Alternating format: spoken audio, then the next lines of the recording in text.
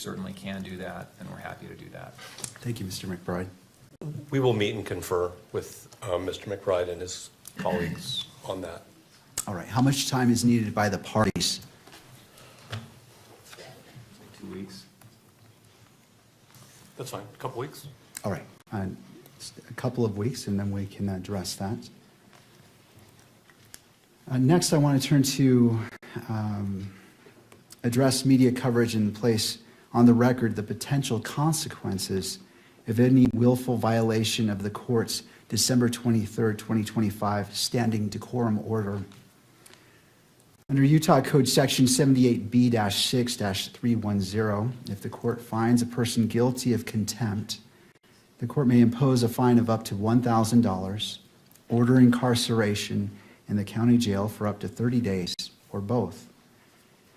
Any alleged violation will be carefully evaluated, and the court will impose only those sanctions which are appropriate and proportional under the circumstances. The court will make specific findings on the record before imposing any sanction. In addition, the court may impose the following remedial measures if warranted. First, immediate suspension of video transmission of the hearing, with proceedings continuing on audio-only basis for the proceeding where the violation occurred, and disqualification, if necessary and narrowly tailored, of the news organization that filed the request in order for electronic media coverage of court proceedings for the hearing in which the violation occurred from providing pool camera operator services in this matter, where the court determines that such a measure is required to ensure compliance with the standing decorum order and to protect the rights of the parties. Counsel will be allowed to provide their input before the court makes any final determination regarding sanctions. I want to emphasize that these measures are not intended to have a chilling effect on open and transparent courts or on responsible news gathering, and the court remains fully committed to the presumption of open proceedings under applicable rules. Rather, they're intended to protect the constitutional rights of all parties while preserving the integrity, openness, and fairness of these proceedings. Third, at this time I wish to address the camera operator. Mr. Uhlberg, if you wouldn't mind coming forward and standing at the lectern. And could you state your name for the record? John Uhlberg. Thank you, Mr. Uhlberg. It's not my intention to cause you any embarrassment or discomfort. I simply want to ensure that the guidelines for today's proceedings are clear. Mr. Uhlberg, during today's hearing, what is your primary role? To provide video coverage of the proceedings for the public. All right. Have you read the December 23rd, 2025 standing decorum order? Yes, sir. Do you understand the guidelines as they relate to your responsibilities today? I do. Do you need any additional time to review the December 23rd, 2025 standing decorum order, or any time to reposition the camera to ensure full compliance with those guidelines? Do I need more time? I'm sorry, was that the question? Do you need more time to review the decorum order? And I'll pause there because that was a compound question. Sorry about that. No, I've read it, I fully understand it, I'm good to go. All right, to the second part, do you need any additional time to reposition the camera to ensure full compliance with those guidelines? No, I think we're in a good position now. All right. Mr. Uhlberg, do you anticipate any difficulties complying with the December 23rd, 2025 standing decorum order? I do not anticipate any problems. All right, and is there anything that the court can clarify to assist you? No, I think we're good to go, sir. All right, thank you, Mr. Uhlberg. Thank you. Before I let you go, I'll turn to counsel based off the questions asked. Turn to you if you have any input or questions. Nothing from the state. Thank you. No, Your Honor. All right. All right. And the court, I appreciate your cooperation, and it's my hope that we all do our very best today together. Absolutely. Thank you. And finally, before we turn to the issue, the motion before the court, to the state, could you please provide a brief update on the status of discovery disclosure? Yes, Your Honor, I don't have the percentage of materials that we have that have been disclosed, but I think we're above 90% at this point. There still is discovery coming in, there are reports and so forth coming in from various entities. So I think we're moving expeditiously towards completing at least this initial batch of discovery. Of course, discovery will be ongoing probably for the duration of the proceeding, but we have provided nearly all of what we have to date. All right. And to defense, any input? Not at this time, Your Honor. Thank you, Ms. Nestor. All right. Thank you, counsel, for your patience as the court covered those preliminary issues. Let's turn to the defense's motion to disqualify the Utah County Attorney's Office. Ms. Nestor, or, sorry, Mr. Novak. That's fine, Your Honor. That's okay. We actually have some preliminary things we want to discuss with respect to the posture of this motion. And I also think at some point the court needs to decide at what stage the hearing on this motion remains open and becomes closed. So I'm going to bear that in mind in terms of my preliminary statements, if I may.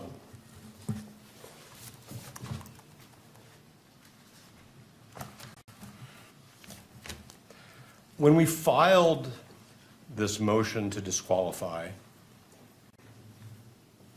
and when I say we, I mean Mr. Robinson's counsel, we fully expected that what the Utah County attorneys would do is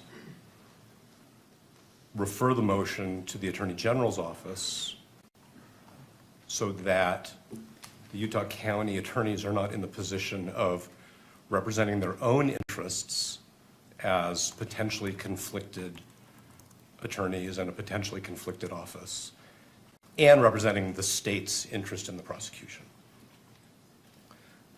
We heard informally from the state's attorneys that they were preparing a response and when it would be provided. And then what we received, and again, I'm bearing in mind that we're in an open hearing at the moment, was a brief where I'm going to say the unsworn representations of two attorneys from that office are basically integrated into points and authorities. We don't have affidavits from Mr. Gray or from the other attorney. We have argument. We noted in our reply that we were surprised, that's in footnote 2 at page 4, that the Utah County attorneys were representing themselves in connection with a motion alleging that they have a conflict of interest and that the state was not being represented through the Attorney General's office. We did some further research on this, and you know, we have some case law that we can provide the court. I suspect that the court is very familiar with the fact, just from its own experience, that in appropriate circumstances, the Attorney General's office can either, one, represent the state in what was a county prosecution with respect to a disqualification motion so that the boundaries are clear, or if there's an ultimate finding or conclusion that there's a conflict of interest, take over the prosecution or assign it to another county. So we're very concerned that we're getting off on the wrong foot, if I can use that metaphor, because we have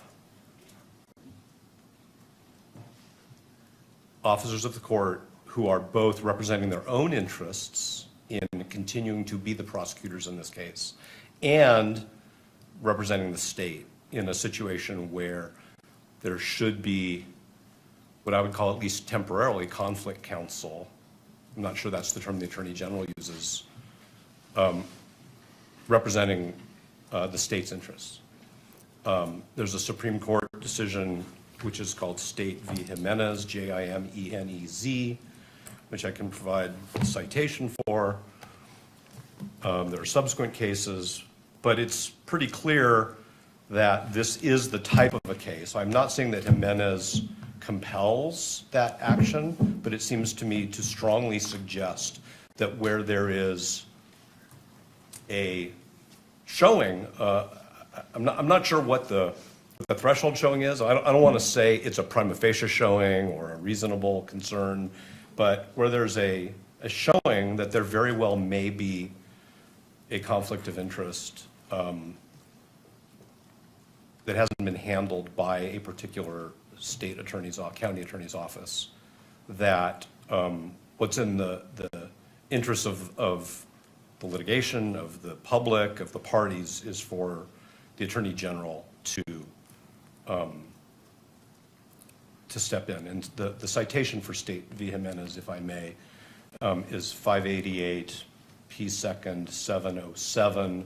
Of course, I can provide the court with the Utah citation as well.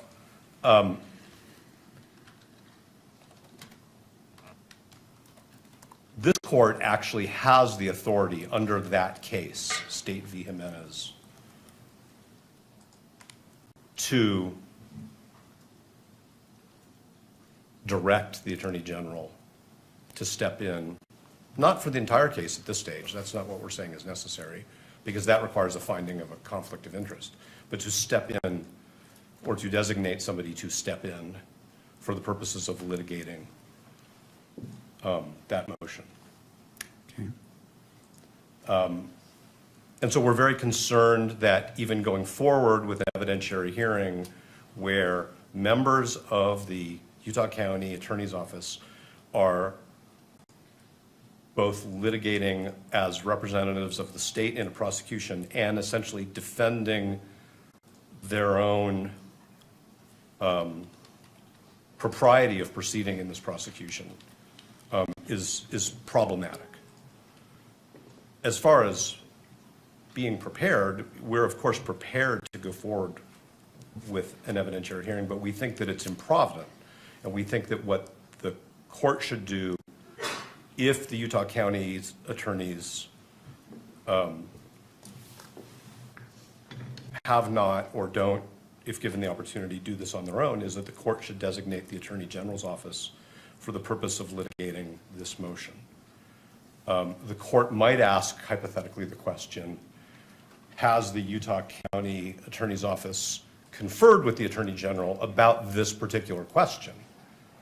And we are not in the dark, because as Ms. Nestor will tell the court, as an officer of the court, she's spoken with the Attorney General's office, and they have not been consulted about this.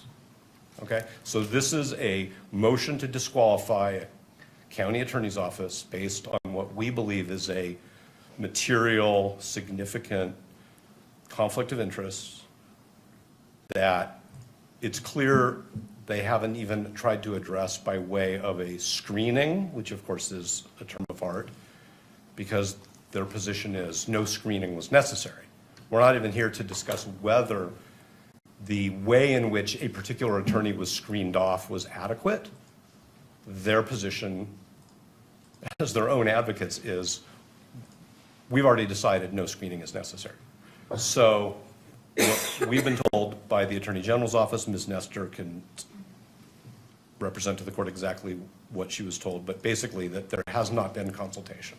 And while that is Mr. Gray's prerogative, we think it's wrong, and we think that this court needs to exercise its authority to intervene and say, in this case, for this kind of a motion, the court needs to hear from a representative of the state who does not even appear to have a conflict of interest. So that's our preliminary statement about these issues. And again, I hope I've avoided saying anything that should have been said in a closed hearing. I think I was pretty good about that. So that's where we are before we even get into the litigation of it. And I don't want to be formalistic, and I'm certainly not trying to be confrontational, but I think actually what we think the court should do is the court should strike the Utah County Attorney's response to our motion and direct the Attorney General to take up the responsibility for responding to our motion in whichever way clearly non-conflicted attorneys representing the state think they should, how it should be responded to. And if I've muddled, I always say this, Your Honor, if I've muddled anything or confused anything, please say so and I'll try to clarify. Thank you. I do have some questions for you as it relates to this. I wish to consider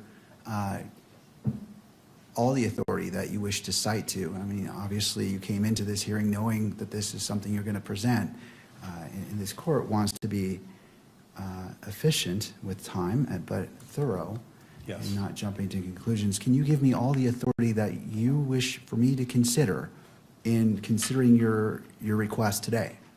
Yes, and I think what we could also do, which maybe would be more helpful to the court, is that we could file a short brief on this particular issue, because I will acknowledge that while we were surprised that the brief was filed by the same lawyers who are alleged to have this conflict of interest, it took us a little bit of time to, and we wanted to get that filed in time for today's hearing because the court had set the hearing. It took us a little bit of time to think through these issues. So there are Utah authorities, there are authorities from other jurisdictions, there are also ABA guidelines on the prosecutorial function, which we think strongly suggest that there should have been what I'll just call a referral to the Attorney General's office for this particular motion. I can stand here and I can give the court case names and numbers and sections from the ABA standards, but it was not our goal to, of course, put the court on the spot and require the court to, like go back into chambers, think about it for, some pressured period of time and come back out and make a decision. So if it would benefit the court for us to file something, and I don't mean in a month, I mean very soon, so that the court has thoughtfully presented points and authorities, we're happy to do that. As far as I know, the only people who've traveled out of town for this hearing are Mr. Burt and myself. So I'm thinking about the convenience of witnesses and the court and counsel. It's important that we do this in a way where the court has the opportunity to make a thoughtful, reasoned decision, as Your Honor always says. So that would be our proposal, is that if the court is open to receiving authorities, that we recess this hearing for, whatever meets the court's schedule, whether it's a week or 2 weeks or a few days, and we can provide the court with something, and we'll come back. But we do think this is a serious issue, because I think the question of who litigates this issue on behalf of the state is in itself wrapped up in this conflict. And we want everybody to get this right. Thank you. Once.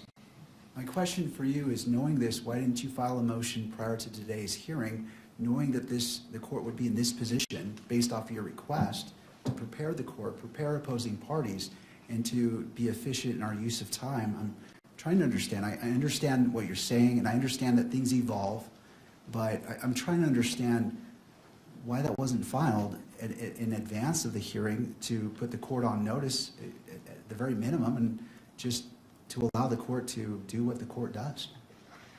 I hear what the court's saying, and I think we can take responsibility for not sufficiently presenting the authorities that we think compel what I've just suggested should happen. We noted in our reply brief that the county attorney should not be representing themselves. And that's probably an inadequate message to the court. But we did file a motion to disqualify. And inherent in a motion to disqualify based on the conflict of interest, we anticipated would be that the state attorneys would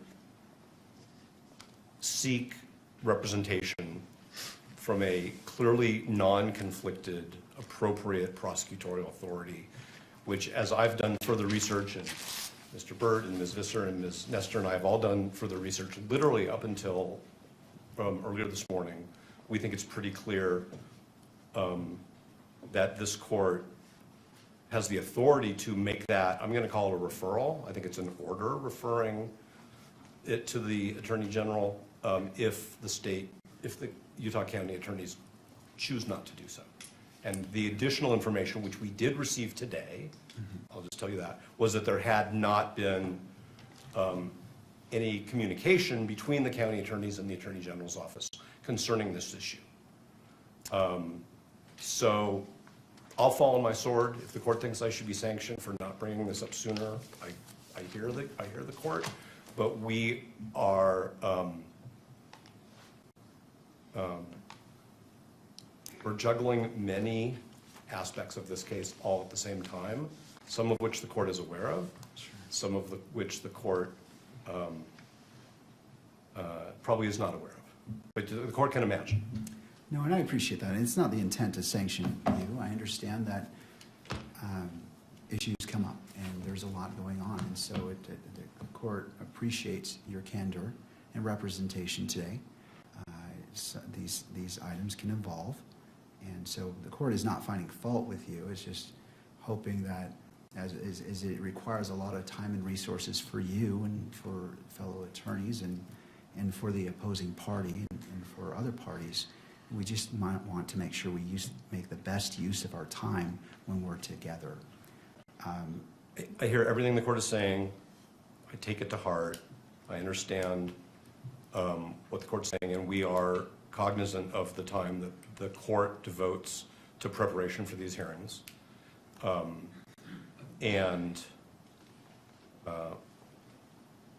that's all I can really say. That's right. And also for Mr. Robinson himself and the victim representative, Ms. Kirk as well. We just want to do our best, and I understand, and I'm not finding fault with you, sir, or your team. We've all been in court. We all know what happens, so I understand.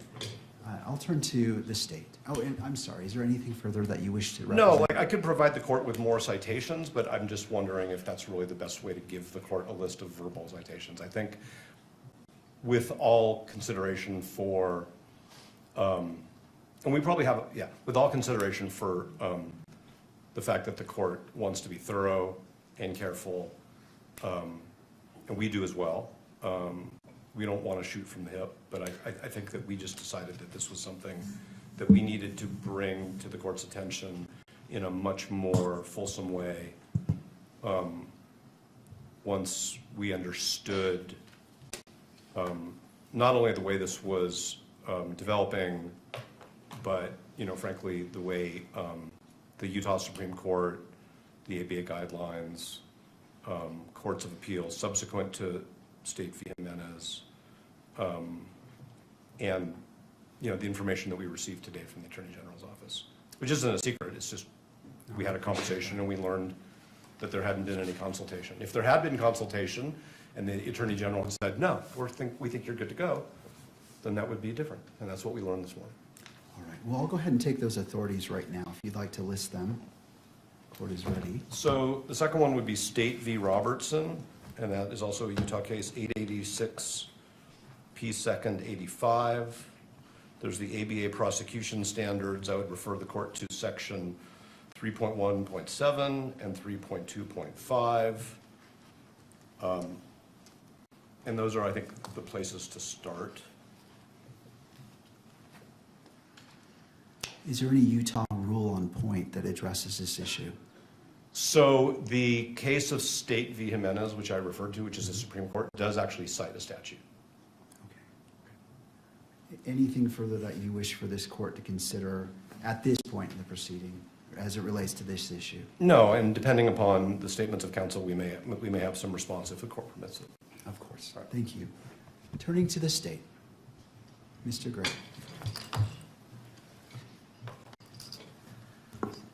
Your Honor, I'm not sure why this is coming before us today. If it was such a surprise to them more than a week ago, I don't know why they wouldn't at least notify the court. I, too, represent the state. I'm an elected official, constitutionally elected to represent the state. Where does this end? I don't know these cases. I'm very interested to see whether or not they refer to trials. I know that the Utah Attorney General's office, they've done the same thing that we have in Rule 11 motions, where one counsel on the team examines their boss, in fact, on the matter.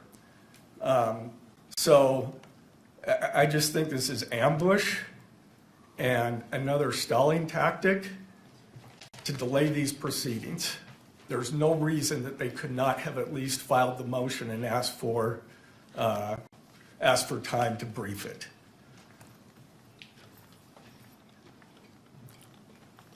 And where does it end? Do we get to respond to their motion to have the Attorney General's office respond, or does the Attorney General's office have to respond to that one too? I'm not, well, anyway, I've stated my, it should have been done far earlier if that was their case, if that was their claim. And if I could just turn the time over to Ryan in case he has something else. Thank you, Mr. Gray. Yeah, I Mr. do. McBride. And excuse me, this is, we're tag teaming this somewhat because it's a surprise to us as it is to the court. But in the 5 minutes I've had to read Robertson and Jimenez, which could have been provided to me before this hearing, it looks like those cases don't stand for conflict of interest cases. They're actually, does the Attorney General's office have authority to prosecute cases that occur within a prosecution district or county attorney's jurisdiction? And the answer is yes. It's not about taking conflicts from the few minutes I've had to read those cases. I do want to state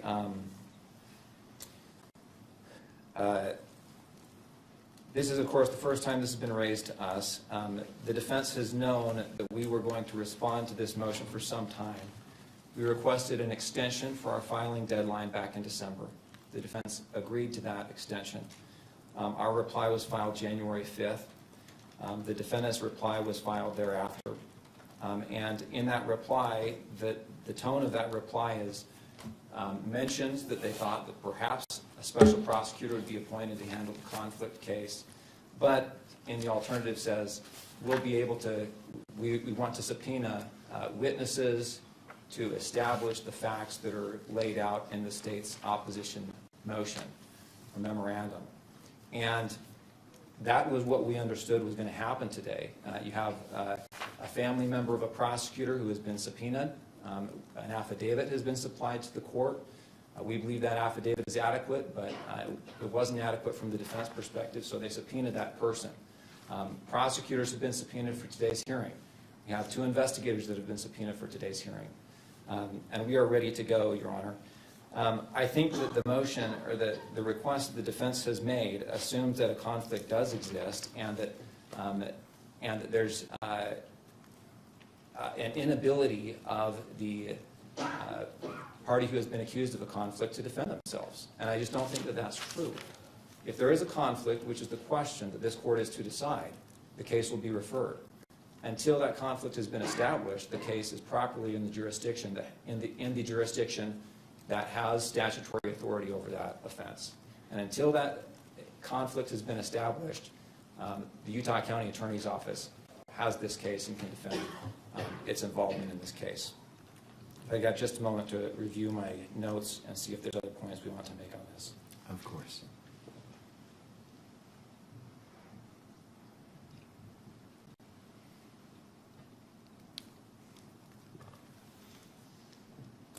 There is one other point I wanted to make, which is the idea that the case would be referred, that alleging a conflict would cause a special prosecutor to be appointed. That really assumes that there is a conflict, and until that conflict has been established, there is no duty for the case to be referred to another jurisdiction or another special prosecutor to handle.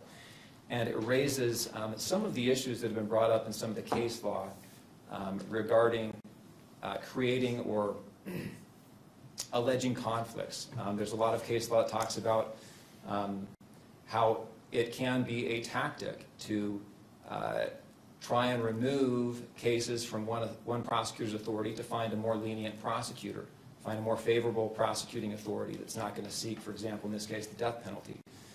And there's a lot of case law that talks about you can't call opposing counsel as a witness in a case unless they're absolutely necessary. And the reason is because it can be a forum shopping effort. And we're concerned with that same kind of motivation or tactic that could be used in this case or other cases like it. Anytime you, as opposing counsel, you don't like the offer you're getting, the way the prosecution is being handled, you allege a conflict of interest, and all of a sudden the county attorney's office has to spend $10,000 to hire a special prosecutor just to handle that one issue, regardless of whether or not it's supported or whether or not a conflict exists. That's a concern we have. Your Honor, we're ready to go forward today. We think the evidence that will be presented today will illuminate the issues adequate that Your Honor can make a decision about whether or not a conflict exists, and we don't need to delay this proceeding any further. We're confident the court will see the facts as they are and be able to make that determination. Mr. McBride, so the motion has been made by defense to continue this hearing to allow the filing of a motion addressing more fully this issue. And to that request, what is the state's reply? We object to that motion to continue or to strike. We ask the court to go forward today. We think the motion is untimely. The court has, or the prosecution has subpoenaed witnesses, and every delay that happens, the witnesses that we have now family members of the prosecution being subpoenaed.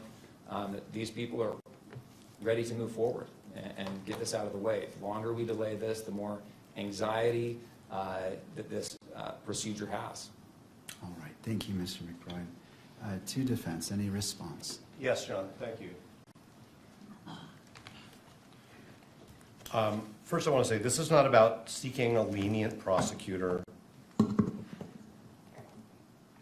This is not about tactics at all. And it was actually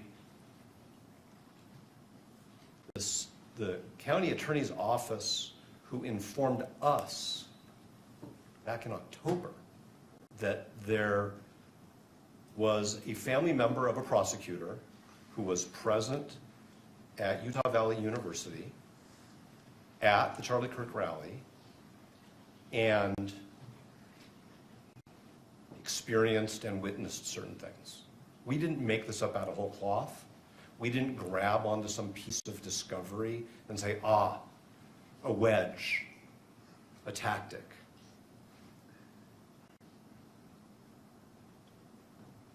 The Utah County Attorney's Office informed us in late October that we needed to know about this, and we informed them, fine, that's your position, it's not a conflict of interest. We think it is, and we intend to litigate it.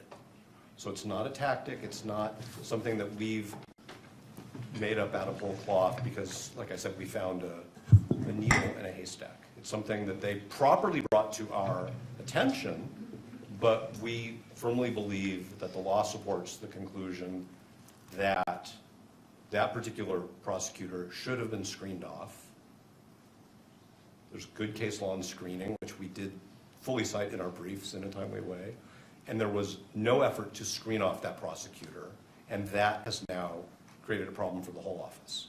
That is not made up out of whole cloth, and like I said, it's not about tactics or lenience or delay. This isn't delaying anything, at least on our part. The other thing that I want to point out is to say that until this court decides there's a conflict of interest, somebody else shouldn't be handling this issue is circular. Because by that point in time, the court would have already allowed the conflicted attorneys to represent the state in a hearing on their potential conflict. So I actually think the way you avoid that circular argument and the sort of harm that arises if the court were to find that there is a conflict is to at least temporarily have the Attorney General's office handle this. Yes, Mr. Gray is an elected official, but that doesn't mean that his office doesn't have a conflict of interest. Conflict of interests arise. A judicial officer decides to become a prosecutor. A prosecutor decides to become a judicial officer. That's actually where most of the case law comes from, as Your Honor knows. A defense attorney changes careers and becomes a prosecutor. There has to be a screening. The case law is very clear that the screening has to be adequate. There's been no screening here because Mr. Gray decided we don't think there's a conflict of interest. And what we're saying is it's not a needle in a haystack, it's not a tactic, it's not a fiction, it's not a, you know, a thin reed. The evidence that the court has suggests, number one, that there's a very good possibility that as a legal matter there's a conflict of interest. That's why we need to have an evidentiary hearing, because the court doesn't have all the facts. And number two, that the Utah County Attorney's Office, because they decided early on, without consulting with anybody, that they didn't have a conflict of interest, didn't put any screening mechanisms in place. And so I understand that they want to defend the decisions that they've made, but the question is, shouldn't the state be represented by somebody else in the course of this court resolving whether those decisions were right? Because to quote the law and to quote the ethics, the Utah County Attorney's Office is now serving two masters. I don't like that word, but that's the word in the doctrine. They're representing themselves and they're representing the state of Utah. And that's why the Attorney General or somebody else designated by the Attorney General should be representing them in this matter. And I do want to say one more thing, if I may, Your Honor, and I appreciate the court's patience. I think that the way we raise this issue in our reply brief is not as accommodating to just letting it go as counsel suggests. What we said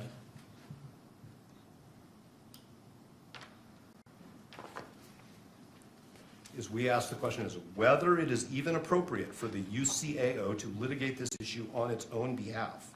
While the UCAO may have provided this court with the information that it has deemed relevant to this issue, the scope of the disclosures and litigation of this motion should have been assigned to another state agency, such as the Attorney General. We didn't suggest that this court should appoint a special prosecutor for all purposes, or that the filing of this motion means that the Utah County Attorney's Office is automatically disqualified from the litigation. That's the point of the motion, is whether they had a conflict of interest, and if they did, whether they handled it. And it's our position, correctly, and it's our position that the answer is yes and no. So I understand there are witnesses here, people are ready to go. We think that the court should either accept briefing or agree with us that the referral is appropriate. And I want to cite, if I may, the citation by the Supreme Court in Jimenez. So this is 588 P. 2nd. It's 707, but this is at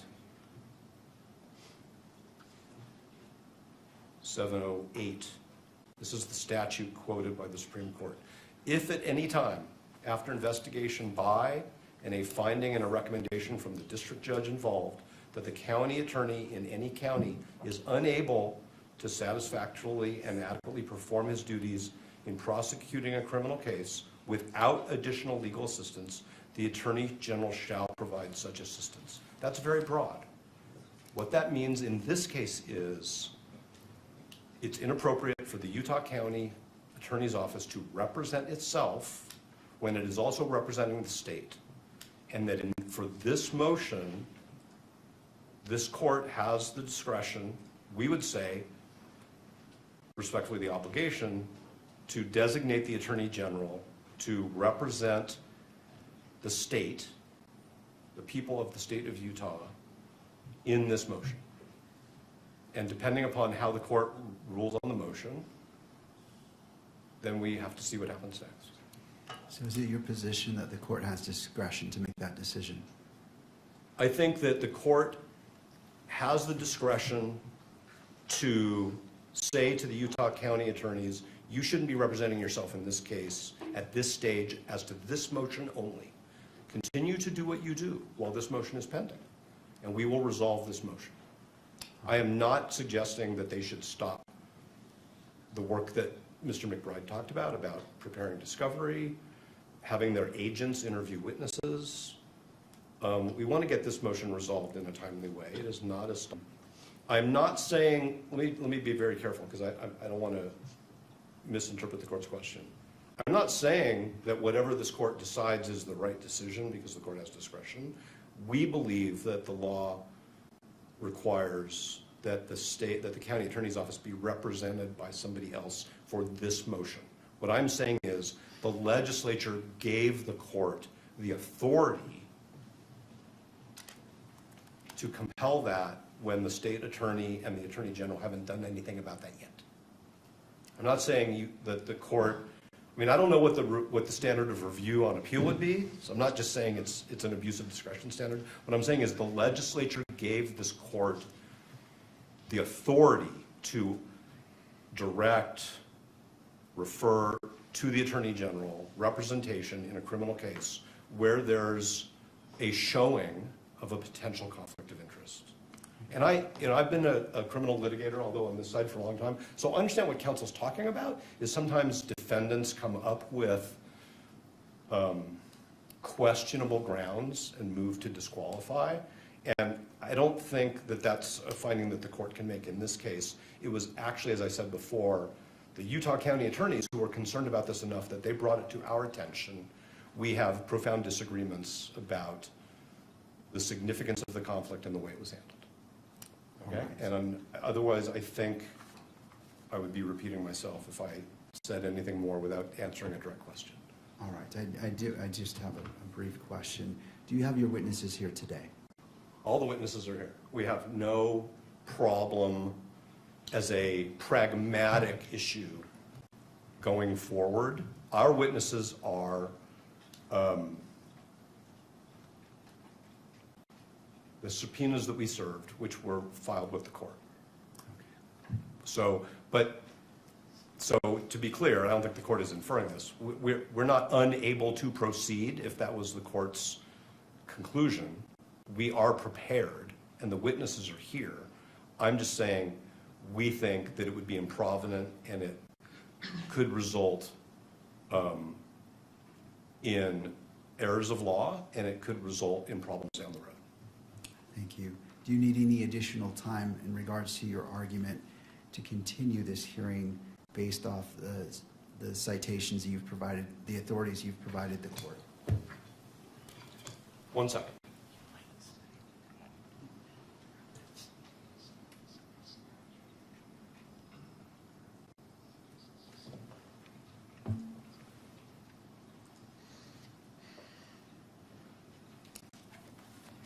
No, thank you. All right, thank you. What this court intends to do is, this is an important issue, and I realize the totality of what's been presented. And my question in regards to your witnesses it was informatory. I just wanted to see if depending on what the court rules, if the parties, I don't want to disadvantage either party in that. So this is an important issue, and this court wishes to take a brief recess. I want to look at what's been provided and make see where the court needs to go. I want to inform myself, take a moment to look at it, and as opposed to just making a snap decision and taking into consideration all parties and the constitutional rights of all parties as well. With that, we will be in a brief recess. I always hesitate to give the time because sometimes I appreciate you being here. Court is in a brief recess. Thank you. All rise.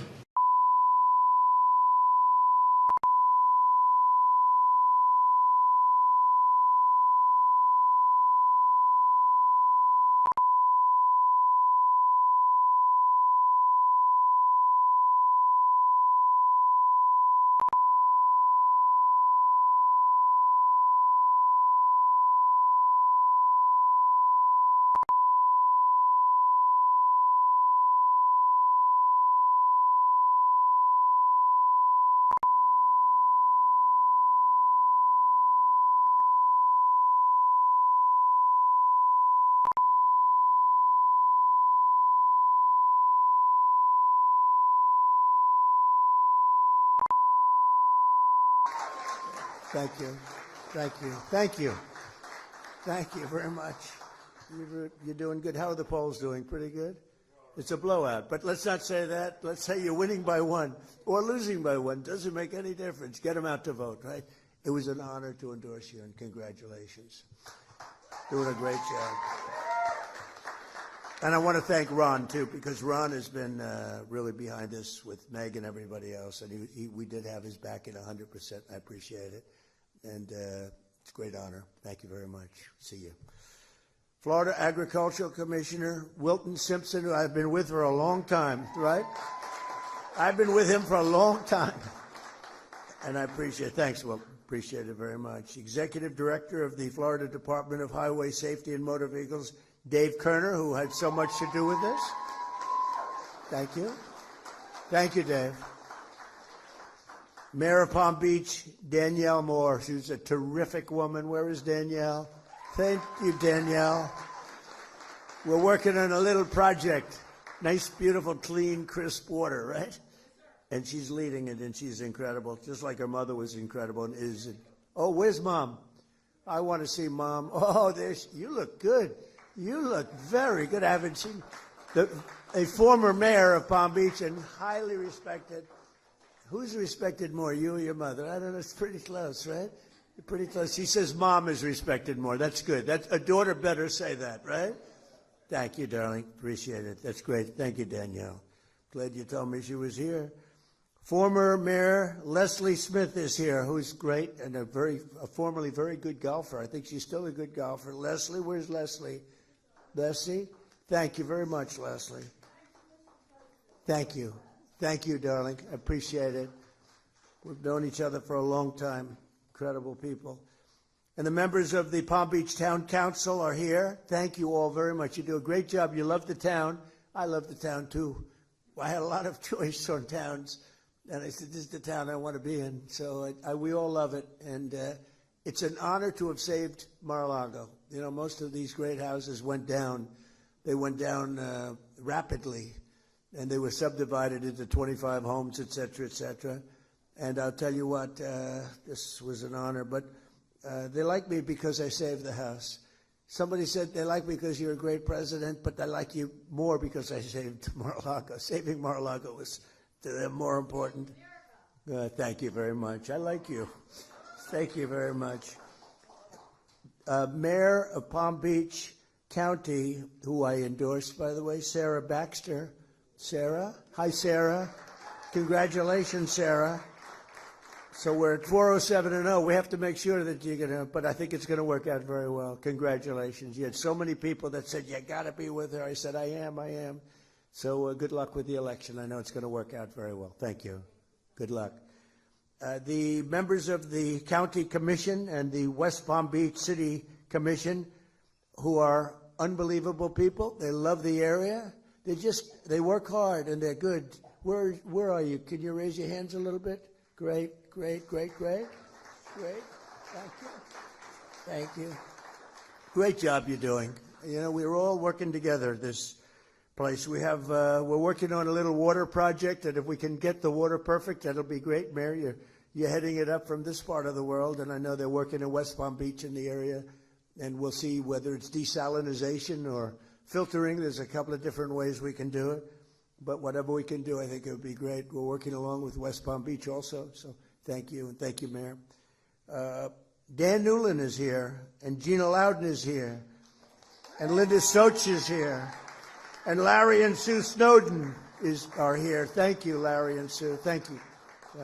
And basically, just sort of like everybody's here, and it's really something special. We're pleased to be in the same legislation as it renames another section of Southern Boulevard, and a very nice section indeed. I know it well, in honor of 3 brave motorcycle deputies from the Palm Beach Sheriff's Office who were killed last year in a horrific accident. Horrible.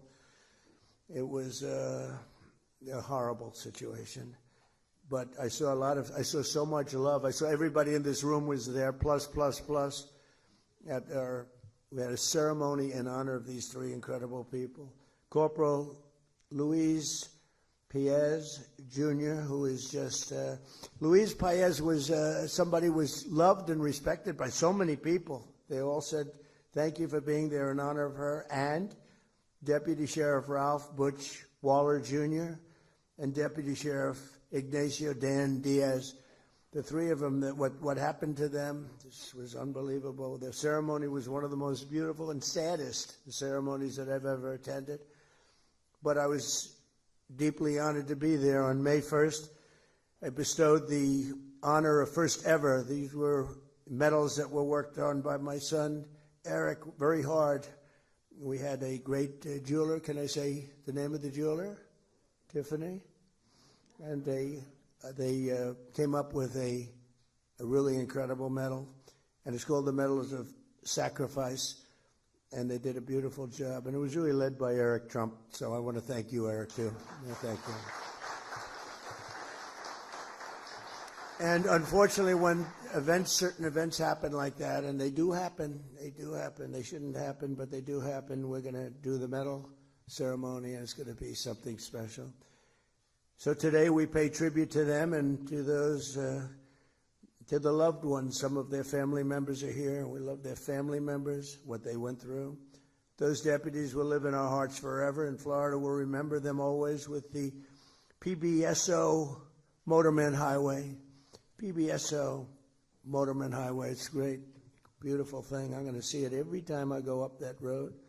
Today's dedication ceremony for President Donald J. Trump Boulevard is special meaning to me because I've always had the unique bond with the great state of Florida. We had tremendous success here. I've been part of the community for more than 40 years. We won big here in Florida all 3 times. We set every record every time. And in 2024, we swept 61 of 67 Florida counties. Nobody's ever done that, and carried the state by almost 2 million votes, which is the record. And then I was followed also from the governor's standpoint with Ron, who did fantastically also. And we've turned this state, there are a few Democrats in the room, I don't want to get into this, but we've turned the state extraordinarily red, I would say, wouldn't you say? You'll find out, you're going to see. But over the past 12 months, Florida's trust and confidence has really paid off because you made a correct choice. 1 year ago, we were, I say it, dead country. The king of Saudi Arabia, I was over in Saudi Arabia getting money for the country. He put up $2 trillion. Gave us, I'd like to invest in the United States, $2 trillion. It's a lot of money. And then I went to Qatar, $2 trillion. And I went to the United Arab Emirates, Mohammed, $2 trillion. So we took in $6 trillion. That's why we have 18, because we got 6 from 3 countries. That helps, right? Laura, is that right? Hi, Laura. Boy, you're something. What spirit you have. Laura Loomer, thank you, honey, for being here. I appreciate it. She's, she can be a little nasty, but to me, she's always nice. So that's all that matters. I want her to stay that way, too. But I was over there, and he looked at me, the king of Saudi Arabia. He said, I can't believe it. This was a few months ago. Took back all that money for the country. He said, I can't believe this is happening because 1 year ago you were a dead country, and now you're the hottest country in the world. And I use that quote all over. And it's true. We were a dead country, and now we are the hottest country anywhere in the world. We're taking in more income than any country. We're doing better than any country. The stock market's doing better than anyone's ever seen before. We have the best stock market we've ever seen. 401ks are doing better than they've ever done before. They're up 78% in many cases. But starting on day one, we fully secured our Southern Boulevard and stopped and think of it, as we were securing Southern Boulevard, making Florida great, we're also securing a thing called the southern border and making that great, and we stopped the invasion of our country. So Florida's been ahead of our time. Florida was ahead, it led the way, but we stopped this was an invasion on our border. And, I don't know if this is correct because it can't be correct, it's too good. But for the last 8 months, there have been no people that came into our country illegally. Now, I don't know if that's possible. How do you go from 25 million people in 4 years to 0 people. But the people, Wilton, the people that report this are Democrats. So it must be true. I mean, but it's like 8 months now, and they report it every month. No people came into our country, so I don't know, illegally. A lot of people are coming in legally. They're going through a process, but we don't want the illegal coming in. You look at what's happening in Minnesota, it's so sad.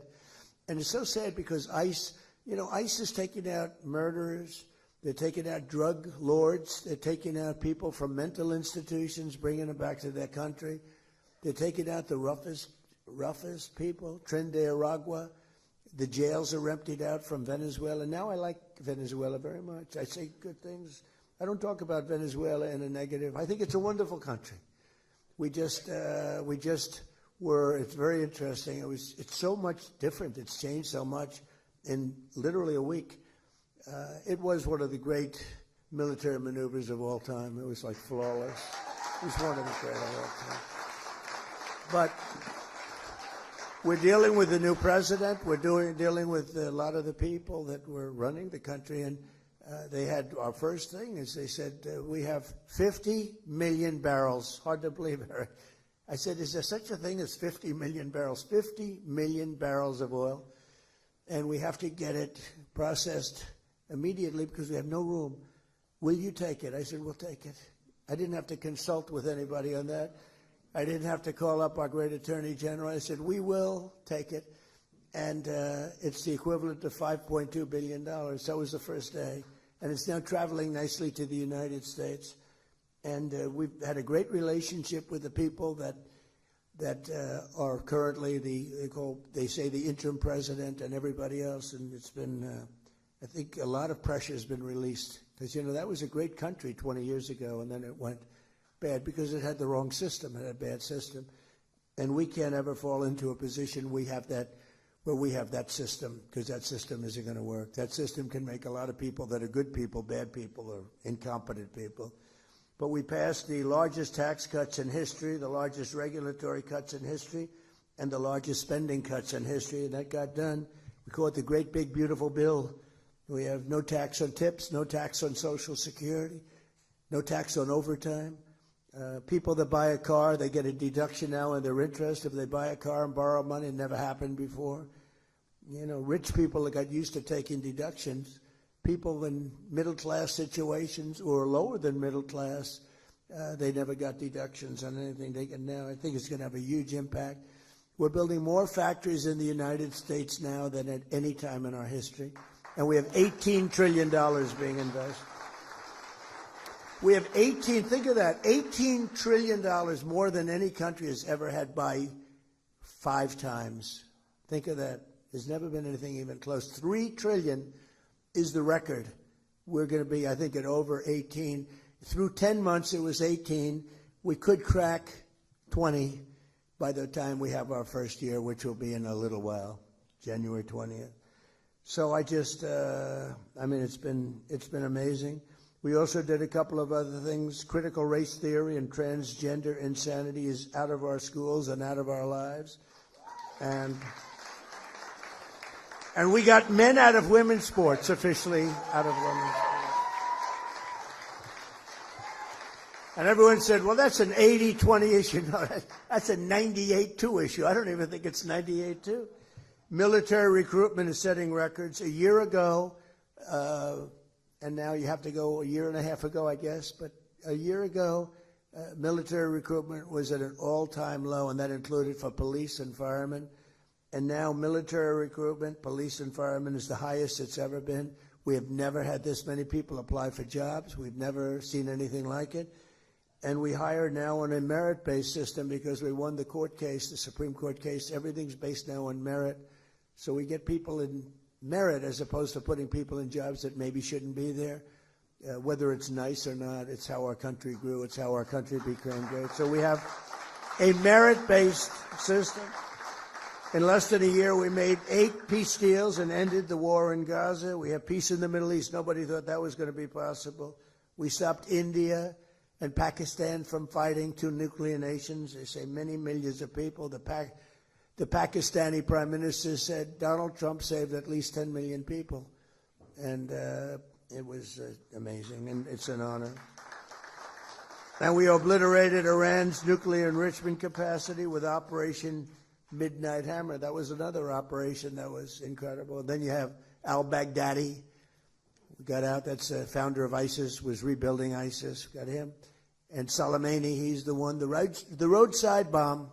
And frankly, he was a strong general. And maybe we wouldn't have been so successful. I think we would have, but maybe we wouldn't have been so successful in Iran had he been around. But he destroyed a lot of lives and a lot of young people that walk around with no legs, no arms, a face that was just, just smashed. He was the father of the roadside bomb, and he knew how to do it. We got him. And as I announced earlier this month, from right here at Mar-a-Lago, we apprehended the outlaw known as dictator Nicolas Maduro of Venezuela for his crimes against the United States and the rest of the world. And actually, no other nation in the world could have done that. And they actually admit that. There's no other nation could have done what we did a week ago. Every single day of my administration, I will continue to put America first and fight for the great state of Florida. I love this state. Special place. I don't know. It's just special. You know it. I know it. A lot of people know because a lot of people are coming here. So that when people see that the beautiful sign is all lit up nice at night and it says Donald J. Trump Boulevard, they'll be filled with pride. Just pride not in me, pride in our country, pride in the state, because our nation will be stronger, richer, and more successful, which is what it is right now. We're stronger, richer, and more successful than we have ever been before. And I didn't know the big surprises that we could do this quickly. I thought it would take us a couple of years maybe, but we did it very quickly. I mean, it's been 11 months, and we've never had anything like it. More factories, more everything. There's never been anything like what we've done. And that means car factories, too, not just the AI. The AI is unbelievable what's happening there. We're leading China by a lot, but we're building more car factories than at any time in the history of our country. Who would think that? And that's largely because of tariffs. They don't want to pay the tariff. It's a pretty simple formula, China became powerful because of that. They don't want to pay the tariff, but it only works really here. It works best here, what a lot of people don't understand. It doesn't work in most countries, but here it works great. So because of that, we have more things happening than we've ever had, and I think you're going to see an explosion. You already see it, in all fairness, but this next year could be just an explosion of success. So once again, I want to express my gratitude to every official who contributed to this great honor, in particular Meg, who's an incredible, what a future. She's got a good future too, Daddy, right? Come on.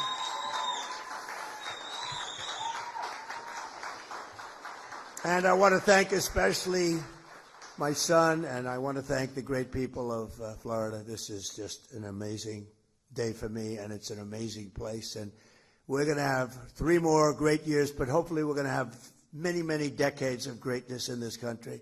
So we have it off to the right start. Thank you all very much. What an honor. Thank you. Thank you. Thank you very much. Good luck. Thank you, fellas. Appreciate it.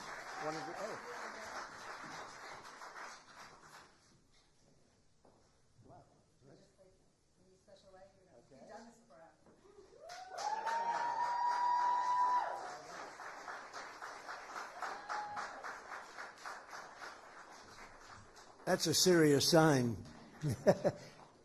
Wilton, you want to come up here? Yeah, look at that. Come on. I don't know if you're going to compete with it, Wilton. This is, all of a sudden, you're looking a little bit squeezy here. Let's see. Good. Oh, that's good. Wow, I love that. Greatest president in our lifetime. Wilton, how old are you? That's not very long. And you do a great job, too.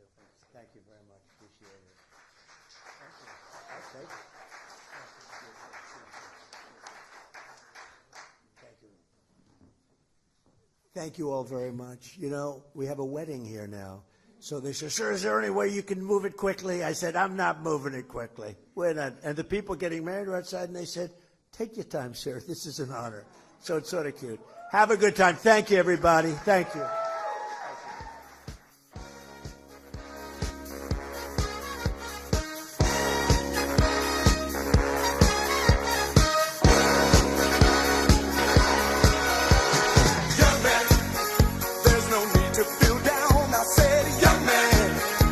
Yourself off the ground.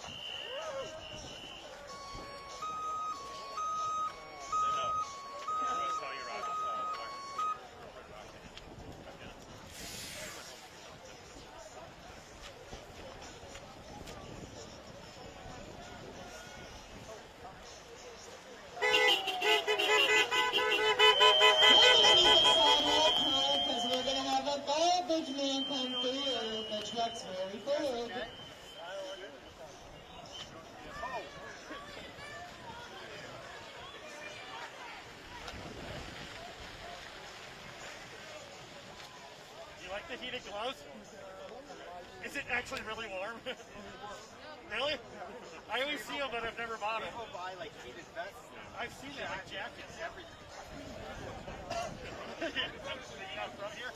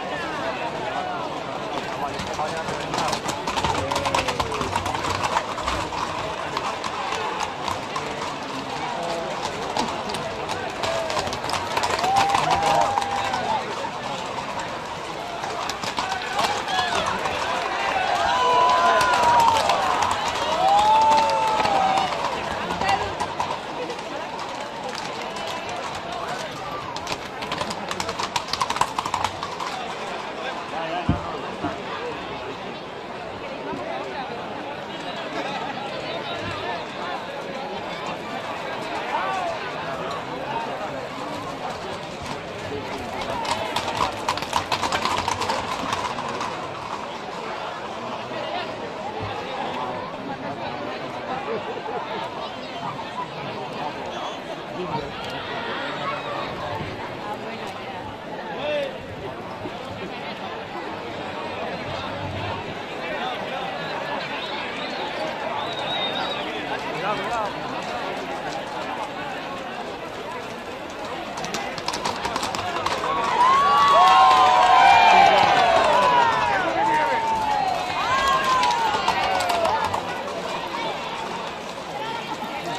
interest under Rule 1.7, then the court should exercise its discretion and require the Utah Attorney General's office to stand in for the Utah County Attorney's office. Mr. Novak conceded that there has to be a very good possibility of a conflict or showing of a conflict. No authority was given to the standard of proof necessary to satisfy that showing. This court wishes to address the issues or the issue of the showing of conflict of interest under Rule 1.7. And with regards to the first question, whether the prosecutor has a conflict of interest under Rule 1.7, the defendant asserts the following facts, and I'm drawing from the motion itself and reading from it. One of the prosecutors on the case has a family member who, along with approximately 3,000 others, attending Turning Point USA at UVU on the day Charlie Kirk was shot and killed. The family member texted the prosecutor almost contemporaneously. I can't speak today. Contemporaneously. We'll pretend I said that word right. At the event, and shared that they had heard the gunshot and that they had run with the crowd, and other observations, feelings, and reactions. Thereafter, the prosecutor went to UVU and investigated how far away his family member was to the shooting. The family member had left a backpack when they fled. The prosecutor determined that the family member was approximately 85 feet away from Charlie Kirk when he was shot. In my view, those are the alleged facts that the court must consider to answer the first question. Does the prosecutor, by virtue of his relationship with a family member who witnessed the shooting, have a conflict of interest under Rule 1.7? And turning to that, just looking at my notes, I appreciate your patience. And so turning to defense. If I accept the facts as you have alleged in your motion as true, is there any reason to call witnesses to answer the first question before the court? And before you answer that, I understand that there are other relevant facts that pertain to the effect of the alleged conflict. Those facts would include whether the prosecutor was properly screened from the case, what conversations he had with other prosecutors, and whether the family member's experience impacted the state's decision to seek the death penalty. It is the defense position, as I understand it, that those facts may need to be explored through witness testimony. But if we're just talking about the first question, whether the prosecutor has a conflict of interest under Rule 1.7, is there a need to call witnesses?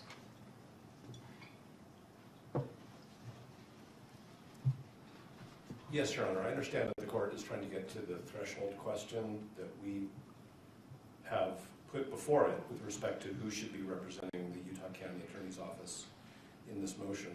But the answer to the court's question is yes, because it's not just the mere transactional event that this, that the offspring witnessed the shooting. It is the evidentiary development will get at, and again, we were only provided with an affidavit, which was very, if I may, narrowly drawn, at communications that happened after that between that offspring and their parent, between that offspring and other family members that may have been communicated to the parent, communications between the parent and other people in the office, impact.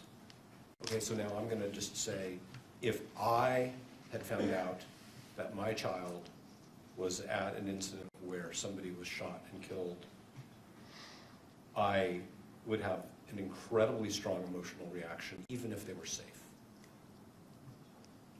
Okay, so give me a second, okay? There was a horrible shooting incident at Brown University a few weeks ago. And I have a child who lives within 20 miles of there who was in Providence that day. And everybody in our family was really freaked out until we knew that they were safe. And then even when we knew they were safe, the question was, what did you see? Did it affect you? Turned out everybody's fine. But it's not just, oh, I was there, right? And my family member didn't witness a shooting.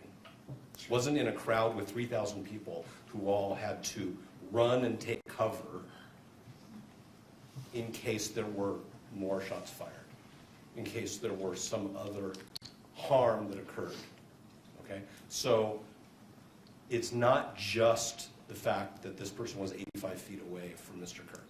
It's that begins to, that scratches the surface, if I may, of the totality of the circumstances, which we think created a conflict of interest. So the answer is yes, and that's why both the parent and the offspring are here and are under subpoena and agreed to be here and agreed to testify. Obviously, it's the court's proceeding, but nobody's moved to quash, and I think it's obvious that that's because we need further factual development. And our reply brief, if it did anything, it communicated to the court the case law, which shows that this is a fact-intensive inquiry and that affidavits are required. And here we don't have affidavits from the parent or from Mr. Gray. We have argument in a brief. But we also believe that testimony from the offspring is necessary, and they're here, and they agreed to be here. And they agreed that Ms. Visser could sign an acknowledgement of service of a subpoena. So the very, very long answer to the court's question is yes, definitely. We need to have an evidentiary hearing. But isn't the defense required to make the threshold showing from the facts that you're asserting?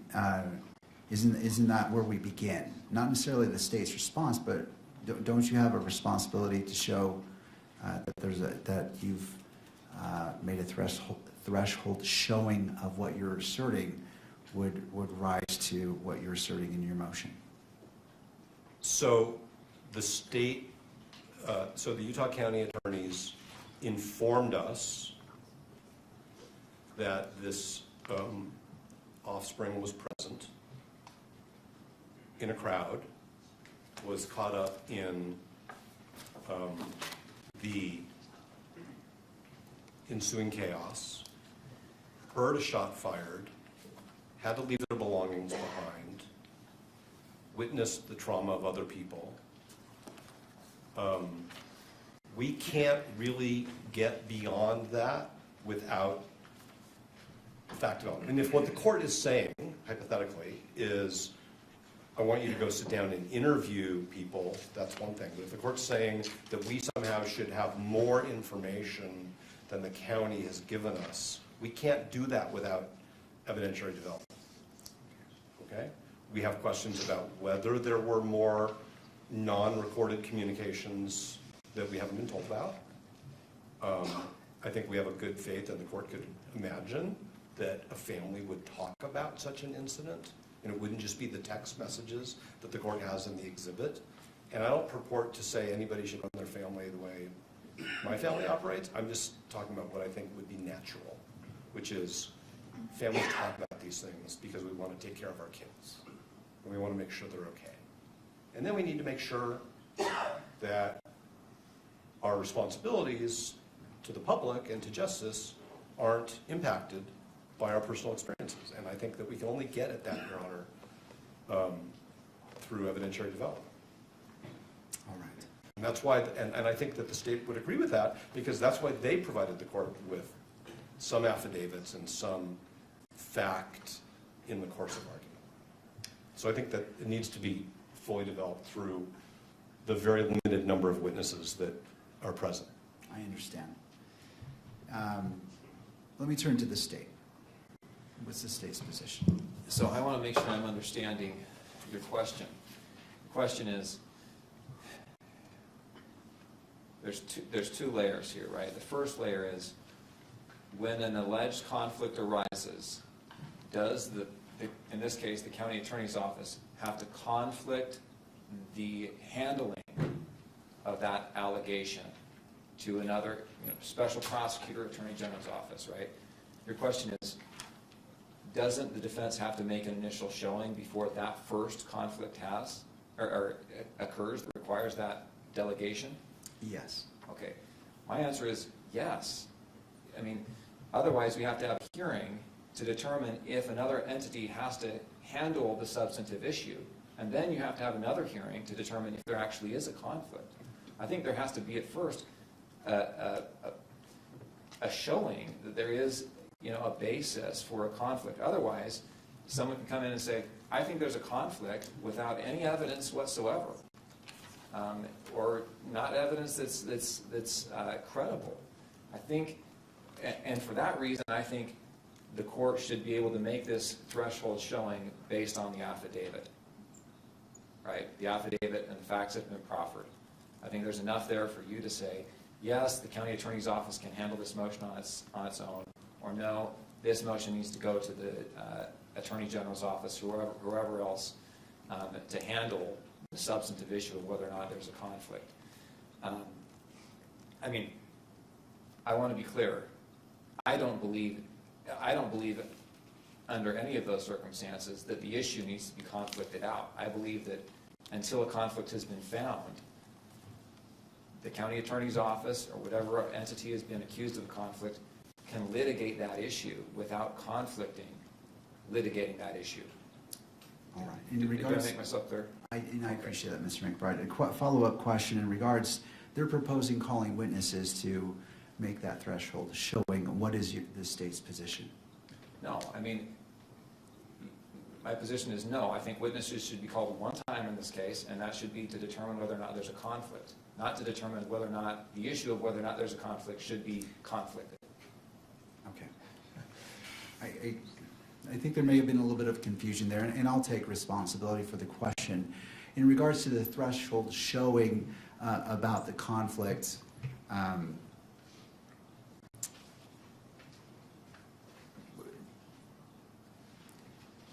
so the threshold showing of a conflict of interest under Rule 1.7. So the AG's it seems to follow after in time to see if there's a conflict initially. So in regards to establishing that, defense, and I don't wish to speak for you, but my understanding is you wish to call witnesses to put that evidence on. Then I misunderstood the court's question. I don't think we need to take testimony in order for this court to make a finding on under 1.7 that conflict-free counsel should represent the state in this motion. I am not suggesting, and I didn't mean to, that there should be 2 hearings. That's not what, so if I misunderstood the court's question, I thought the court was saying, do we even need an evidentiary hearing on your motion to disqualify? Isn't it enough for the court to just read the papers? But that was not, was that your question? Well, and I'll take full responsibility on my question. That was really the push on it, because my understanding is that determination needs to be made based off what you told us in the beginning, that a showing of a conflict of interest, there has to be a very good possibility of a conflict, or showing of a conflict is the very first step before we go down the further road of addressing the AG's office. And so I was alluding to, based off that, does that require an evidentiary hearing from your perspective? I don't think that it requires an evidentiary hearing, but I don't want to predict or make assumptions about the court's view. I believe that the Utah County Attorney's disclosure to us on October 20th of this situation and our assessment that it creates a conflict of interest is not frivolous.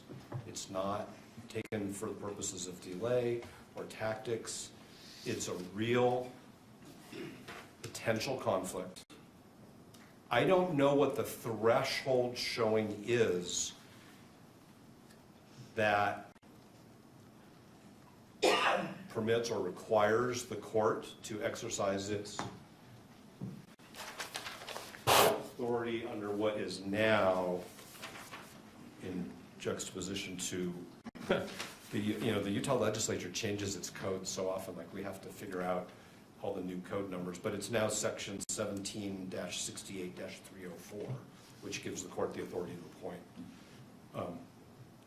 the Attorney General in this situation for this purpose, 17-68-304, as opposed to the code section cited in Jimenez. The law is the same, but the code sections have changed. But what I'm saying is, I don't want to predict or gamble with what showing this court thinks is necessary in order to appropriately exercise its discretion to make that referral. And so if the court says, I need more, then we should have an evidentiary hearing, because the important thing is to get it right, not for me to bargain on whether our papers show enough. The only thing that we know that we can show in our papers is what we were told and what we were given. And we were given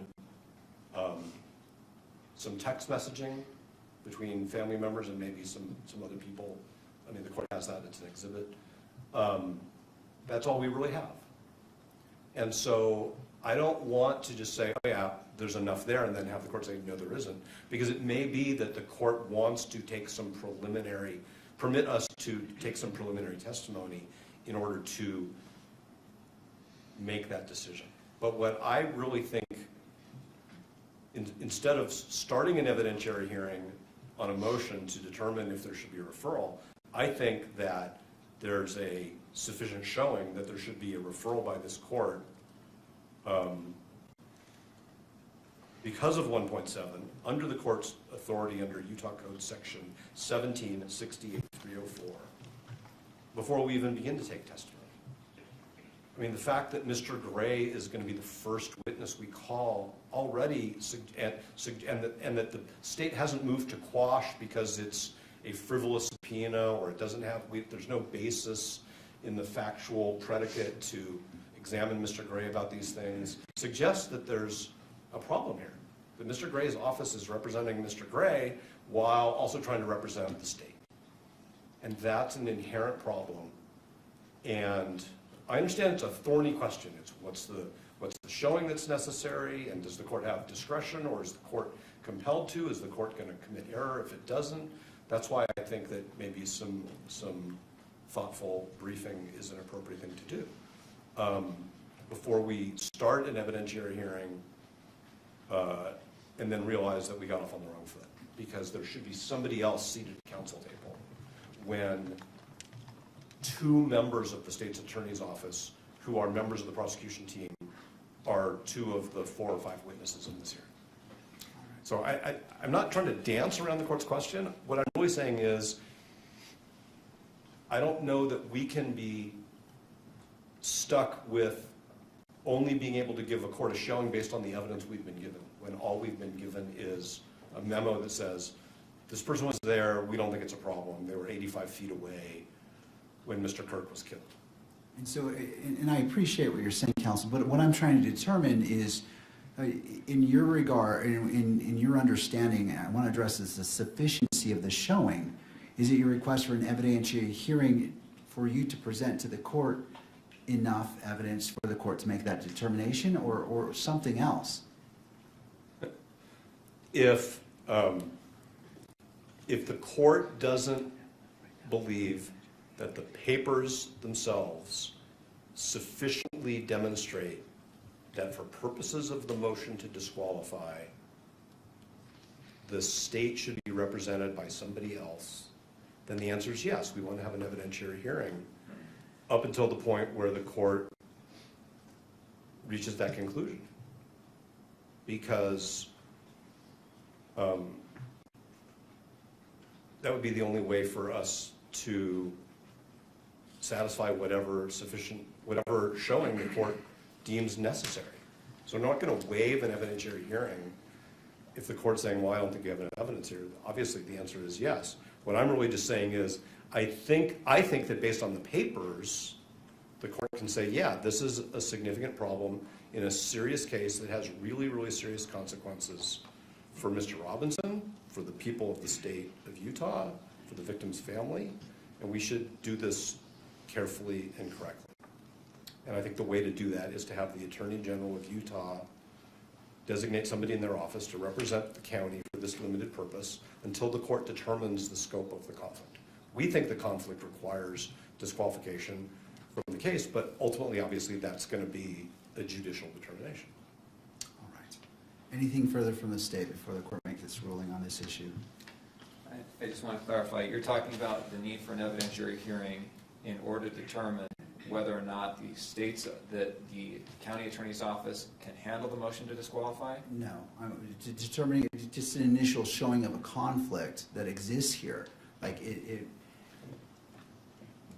Well, for what purpose? To disqualify the office, or to have the Attorney General's office step in and handle the disqualification motion? to disqualify the office.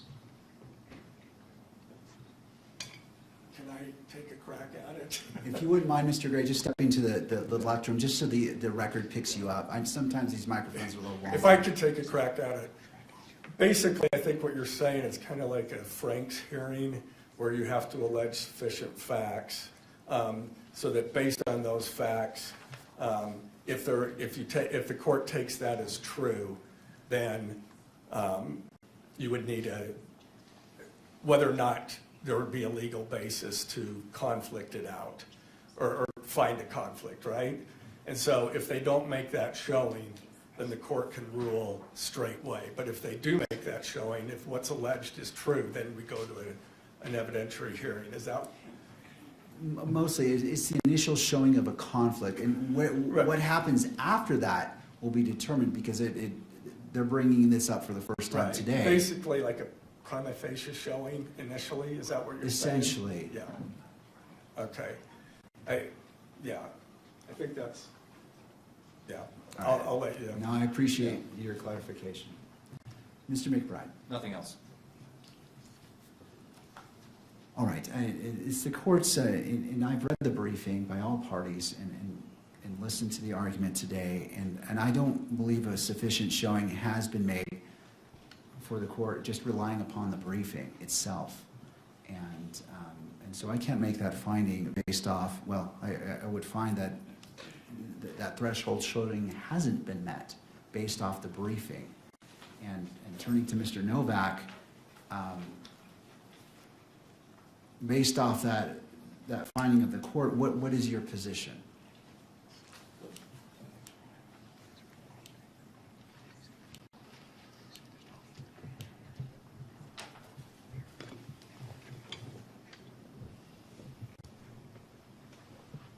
Our view is that if the court has concluded that the briefing does not yet rise to the level of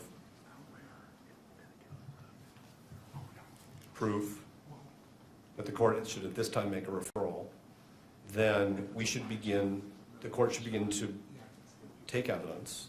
And there may be a moment where the court says, okay, I've heard enough, now I'm ready to make a referral, and we're going to stop and pause and wait for the Attorney General to engage, and then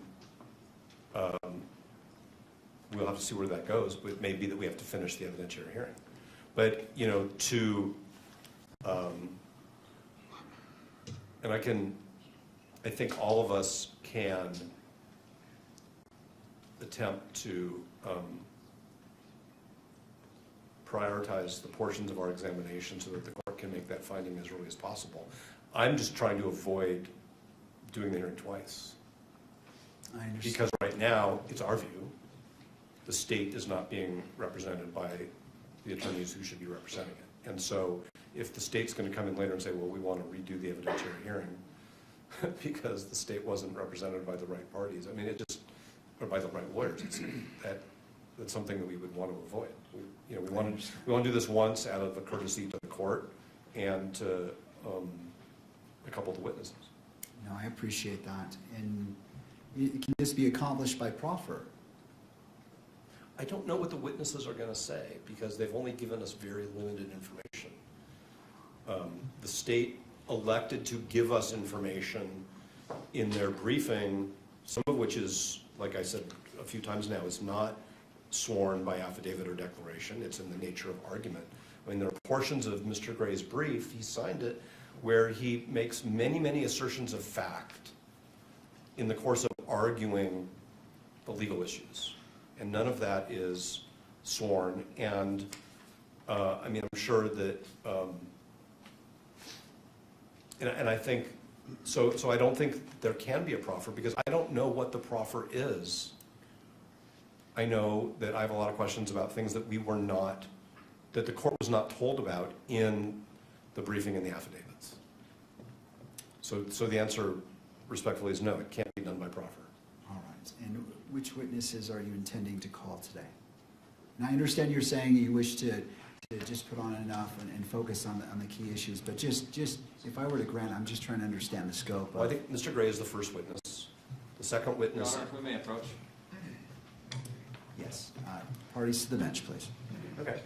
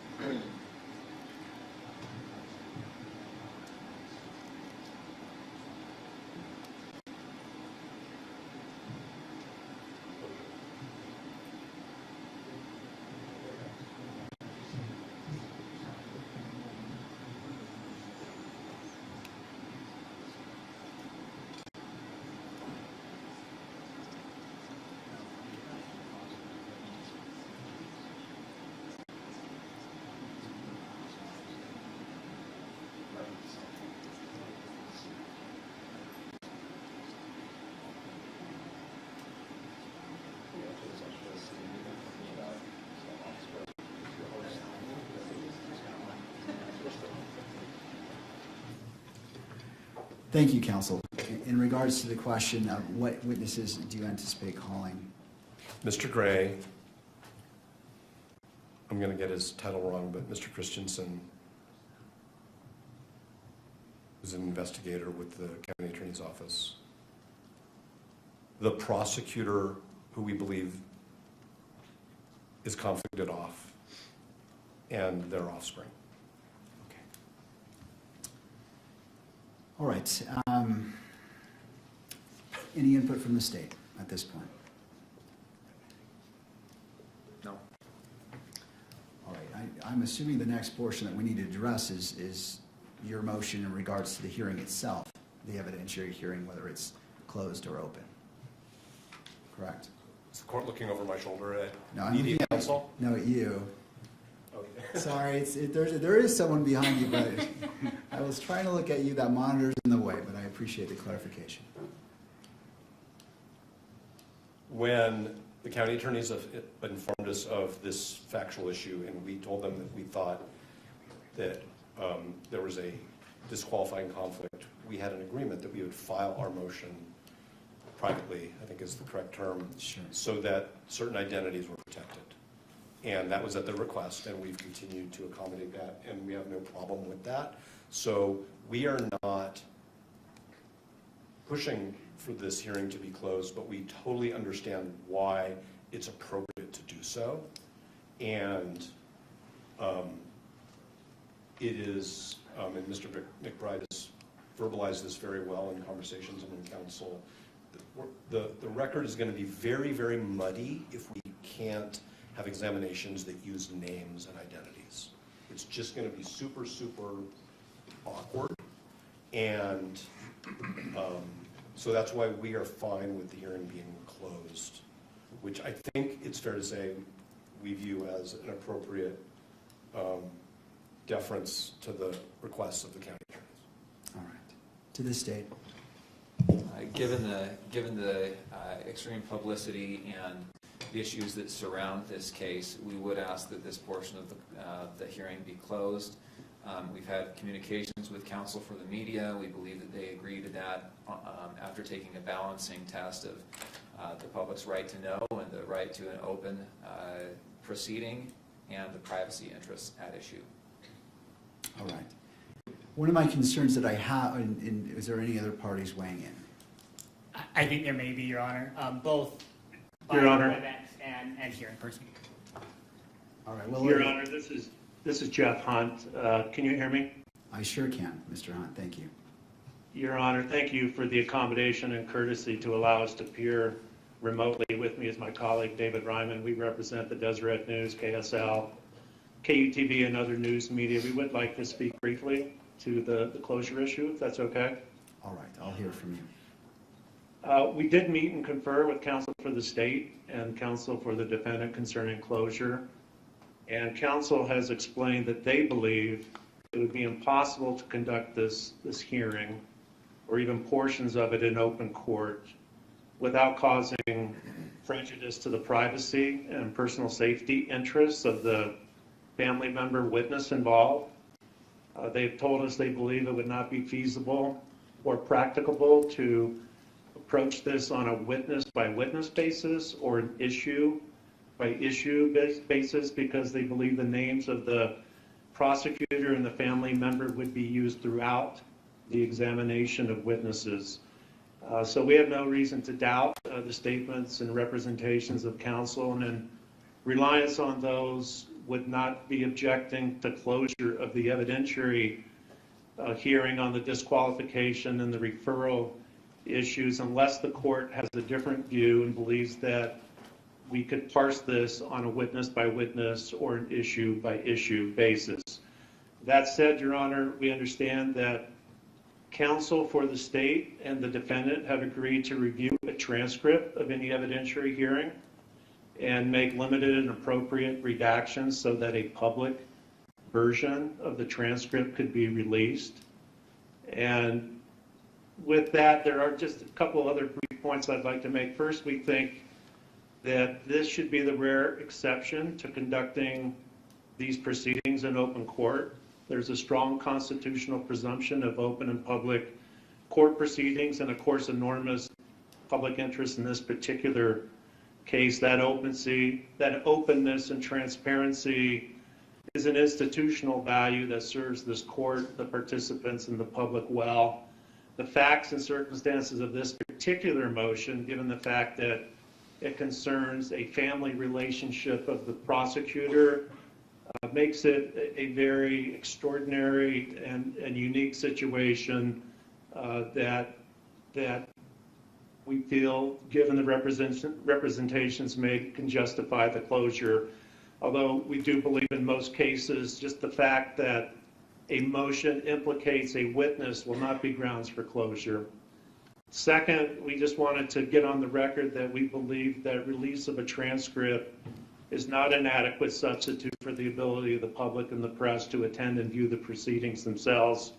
For this particular evidentiary hearing, that may be the only practical mechanism for the public to obtain some information about the case. But again, we would expect this would be the exception and not become a regular practice. And finally, Your Honor, it's our position that any oral argument on the disqualification motion or the referral motion should be conducted in a public hearing.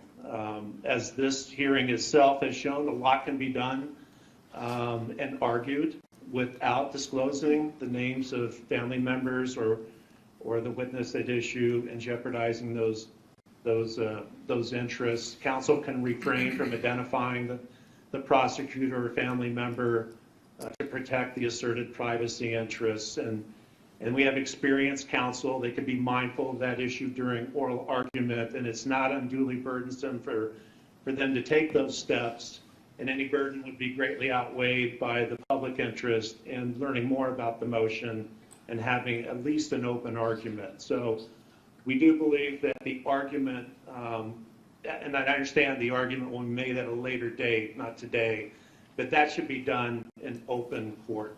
That's all I have, Your Honor. Thank you, Mr. Hunt. Anything further from the parties?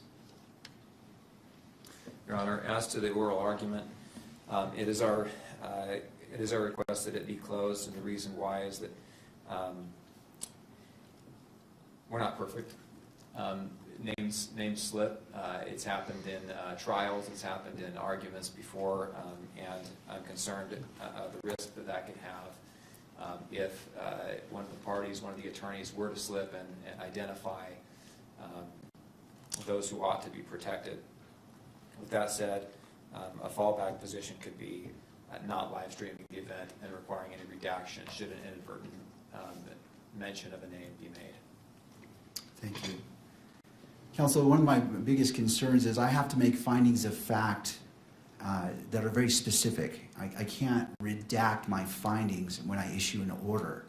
And I will have to cite to the relevant facts. And quite honestly, the name of the prosecutor is a relevant fact. I can't simply glaze over that and make an assertion. It's important because it relates to various factors that you may address, and which has been brought up in briefing.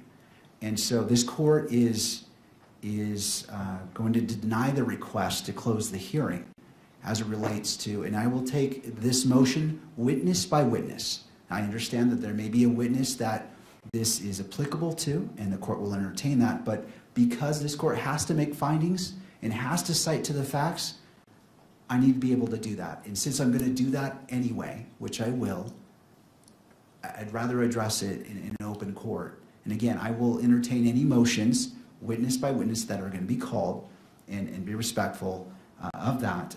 But going to Mr. McBride's point, you both have that duty. It's in regards to how you present, and if you're talking about a name that needs to be protected, that's on you, on how you speak. I can't. It seems inappropriate to create a safeguard to prevent you from making a mistake on accidentally saying a name. That I don't believe that would be a proper reason to close the hearing just for that. And I understand the pressure, counsel. I know it's difficult, but I cannot accept that as a reason to close the entire proceedings for the evidentiary hearing portion. But again, as the witnesses are called, I will entertain the motion whether to close the hearing per witness, and we will address it as we go. Mr. Novak. Yes, Your Honor. With that, how would we like to proceed? Well, first, is there any clarification needed on this court's ruling as we're proceeding into the evidentiary hearing? I just want to clarify. Are you going to entertain motions to close at the outset of every witness? Is that what I understand? If the motion is made, yes. Okay, thank you. May we have a moment? Yes.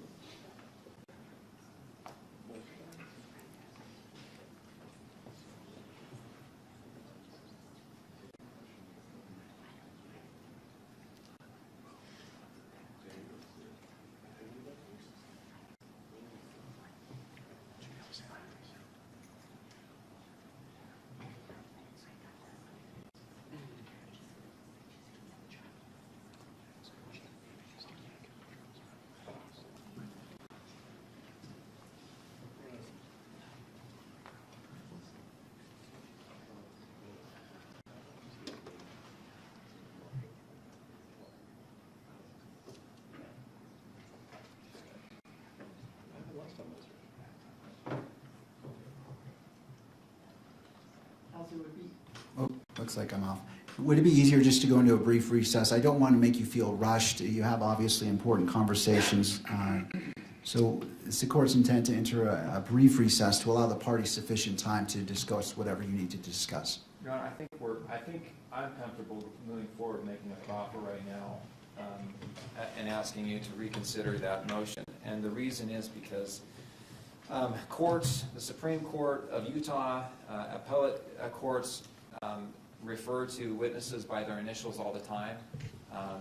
In our pleadings, we often refer to witnesses by their initials. In Supreme Court of the United States opinions, witnesses are referred to by their initials. And that's because there's a privacy interest. In this case, I don't think a privacy interest could be greater. This case has polarized the nation in many ways. And there have been death threats made against other witnesses. There have been death threats made. My understanding is there's been threats against counsel. Our office has received threats. Doxing is a real thing. You know, finding people online, harassing them online. With the technology that we have now, it's not that hard to find out just about every detail about a person through internet searches, paid subscriptions to programs that do background checks. And we are extremely concerned that we will have a person that does not need to be subject to death threats, to harassment, to doxing, to all of those things that can be avoided. We're very concerned that that will happen, and happen to this person for no other reason than this person's father is a prosecutor on the case. Your Honor, I think that there's a way around this, that we can avoid those threats to her, those risks to her, and I think it's by referring to substitute names like we have in the public pleading. So, Your Honor, I would just really ask you to please reconsider your opinion. There's a stipulation from the media to shut this portion of the hearing. There's stipulation from the defense. I think the court in its ruling can refer to the prosecutor as the prosecutor. I think it can refer to the child as adult child. I think that would be adequate. I think in a sealed record, there can be references to names. That would be my request, Your Honor. I can't ask more adamantly than I am now, Your Honor. To defense. We take no issue with anything that counsel has said. That's why we completely deferred to the state attorney's, the county attorney's initial request that all of the briefing, as much as possible, be under seal and then redacted. Thank you. One of the points that when I was considering this as a potential issue is that both parties filed a public version of your motions, and you used a mechanism to convey that same information. And I understand that that makes it tricky, but it was the choice of the parties to do that, to publish those public versions. And the court is fine in regards to particular witnesses referring to those terms that were used in the motions, but this court does not agree that the entirety of the evidentiary hearing needs to be closed. And it is a very broad approach to a narrow issue. And I understand and I respect the concerns made by Mr. McBride, and I understand that, and the court is willing to go witness by witness. If you feel that a particular witness, that needs to be closed, the court will entertain that. I understand the issues of safety, and the court feels the urgency and the importance of that has been stated, but this court cannot find that the closure of the entirety of the evidentiary hearing is proper, given the motions that have been filed publicly online. And I have to leave it to counsel in deciding how you present the evidence, how you state the names. I'm willing to abide by the format used in those public motions, but this court denies the request to close the evidentiary hearing. And again, we'll take witness by witness a motion if that particular witness needs closure that particular witness's examination needs to be closed.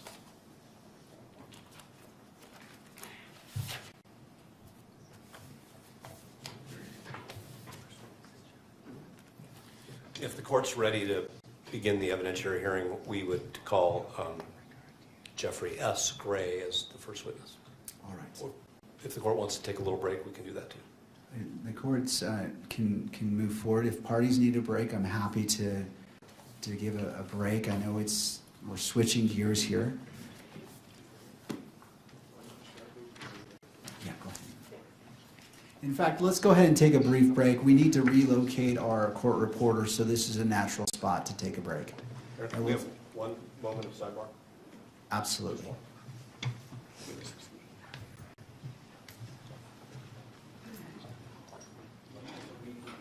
Hold on, counsel.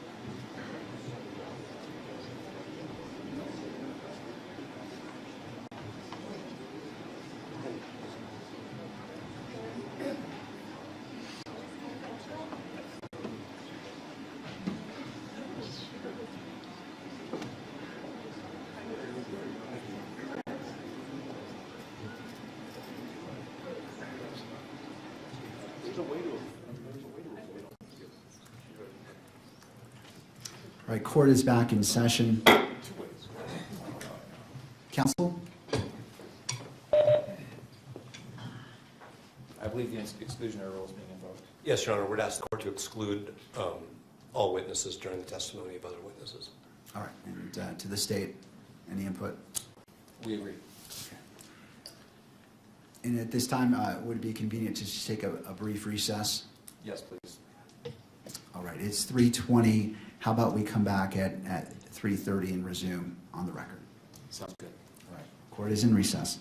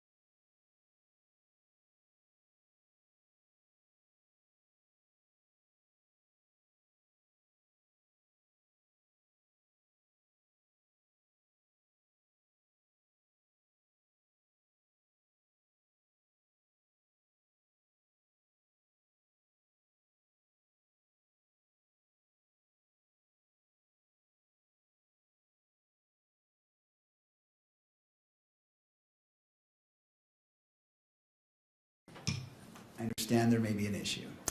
There is, Your Honor. Michael Burt for Mr. Robinson. We filed today a motion to be heard in the future about excluding cameras in the courtroom.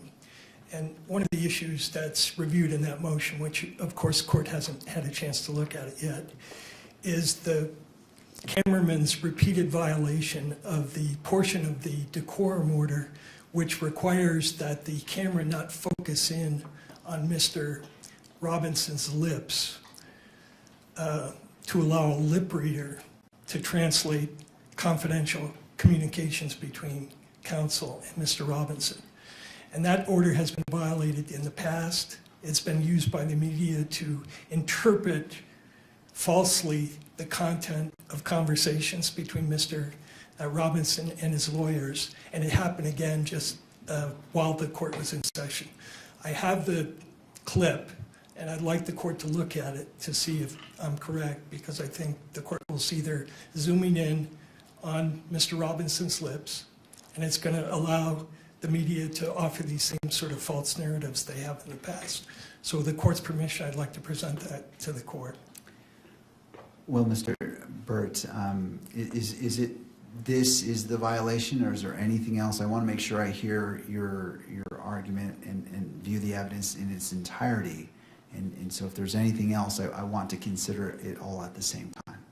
Yes, and for purposes of the motion I'm going to make to the court now, which is to either exclude the camera for purposes of this hearing, and of course the court will take up the issue with regard to future appearances when the court considers the motion, or in the alternative, to order the cameraman not to focus at all on Mr. Robinson.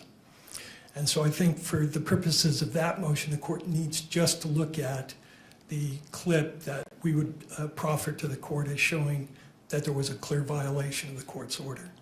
Thank you, counsel. I appreciate that.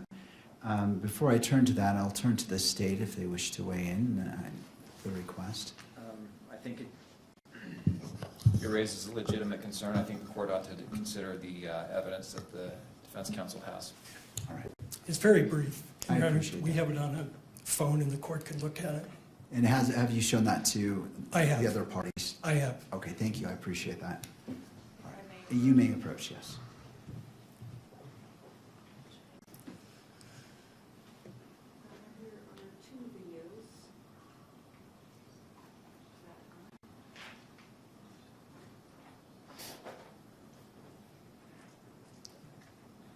What is the length of the first video? 9 seconds. And do you want the benefit of the record to articulate what this first clip shows? You know, I think the clip shows that the camera is zooming in the first clip on Mr. Robinson's lips as he is trying to communicate with me sitting next to him.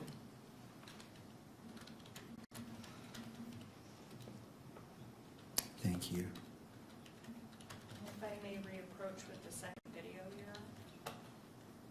Yes. This one is 5 seconds.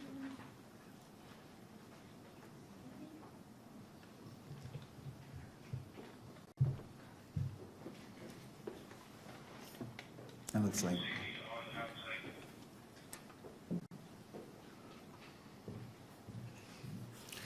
And Your Honor, the second video is a clip from a court TV posting showing Mr. Robinson's lips moving as he's attempting to speak to Ms. Nestor. And Your Honor, one last thing I'd like to add if I could, which is I think the court very correctly and very cautiously admonished the cameraman about your December 23rd order before this hearing began. And he said he understood the order, and I think the order is very clear as to this lip reader provision. And I can elaborate further why it's damaging, but I think it's obvious to the court if the media is allowed to interpret the conversations between counsel and his lawyer, it creates all sorts of problems in terms of Mr. Robinson's right to a fair trial. Thank you, Mr. Burt. Thank you. And just one more question, I apologize. Just for the benefit of the record, from your position, citing to the standing decorum order, the violation itself, so we can connect it all from your arguments.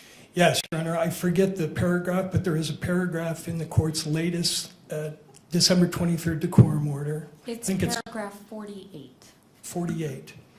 And it's been a feature of every decorum order. I think we're on the third one. But from the start, the court has prohibited zoom-ins to allow lip readers to interpret what's being said between counsel and the defendant.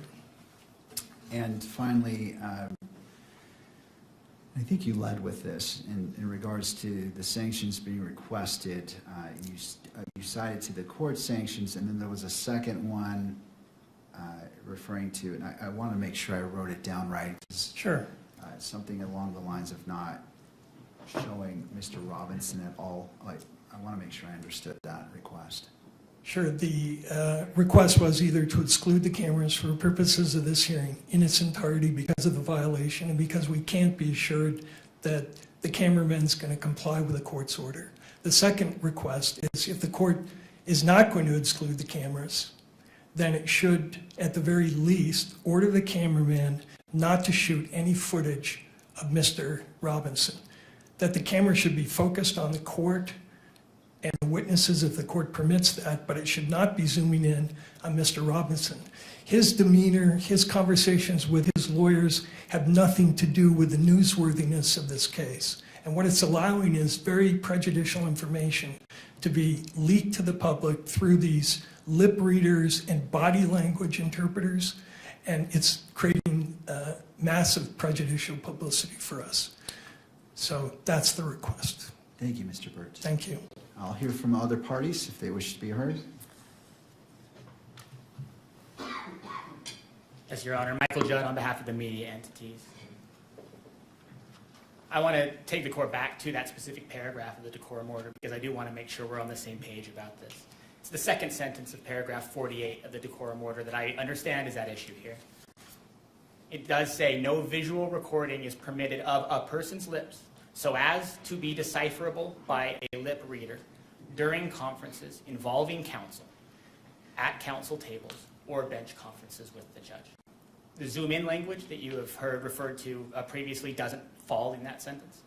The zoom-in language comes in the next sentence, which says no one may zoom in on anything on counsel's table or the bench to identify any writings. So those are two separate things. The first that we learned about this was during the break. I briefly reviewed the two videos that the court has reviewed. I understand that those were 9 seconds and 5 seconds long. I identified the provision of the decorum order that I believe applied here, spoke to the pool cameraman about that, ensured that the rule about capturing conversations involving counsel at counsel's table or at the bench so that they may be decipherable by lip readers was an important provision in the court's decorum order, that it should be followed. I understand that the cameraman understands that rule, that any capture of those conversations was inadvertent. I understand the concerns raised by defense in this case about potential prejudicial effect of something that is intended to capture conversations. I don't believe that that's what occurred in this case. I believe that the court's order should be understood and applied as written and done so strictly. But I don't believe that there's been a violation here. We've been now on the record for 3 hours. I believe that the total length of the two videos that were shown to the court were 14 seconds long. Whether or not either of those conversations rises to the level of capturing the movement of somebody's lips so that it can be decipherable from a lip reader, I'm not in a position to judge. But I can assure the court that the media is aware of that provision, of defense's concern about the potential violation of that order, and that they will take that seriously. That's already been raised, already been discussed. As far as the remedy sought here, I think that excluding all cameras from the courtroom for this important part of this important proceeding would be broader than any sort of remedy would be necessary here, as would the direction that the cameras not show Mr. Robinson in any way. I understand that potentially any shot on a still camera, on a video camera of a defendant in a criminal case could potentially be twisted or used by some to try to impute some sort of thought or some sort of idea. But I don't believe there's anything in the court's rules. I don't believe there's anything in the rulings so far to date that suggests that the way to address that kind of concern is to say that a defendant, a critical figure in a case like this, and one that the decorum order clearly allows to be photographed and videoed, be kept off camera altogether. The media continues to take this seriously. Before every single hearing, we speak about the decorum order and what it requires. We recognize the importance of doing it and that there can be consequences if that's not kept. The media understands and hears that, and do not believe that any further reprimand or any sort of further exclusion is necessary here. Thank you. Before I turn to you, I want to turn to the stage. I want to give all parties an opportunity, and then that allows you to respond to whatever they say. Your Honor, we have nothing to add. We'll submit the issue. All right, Mr. Burt.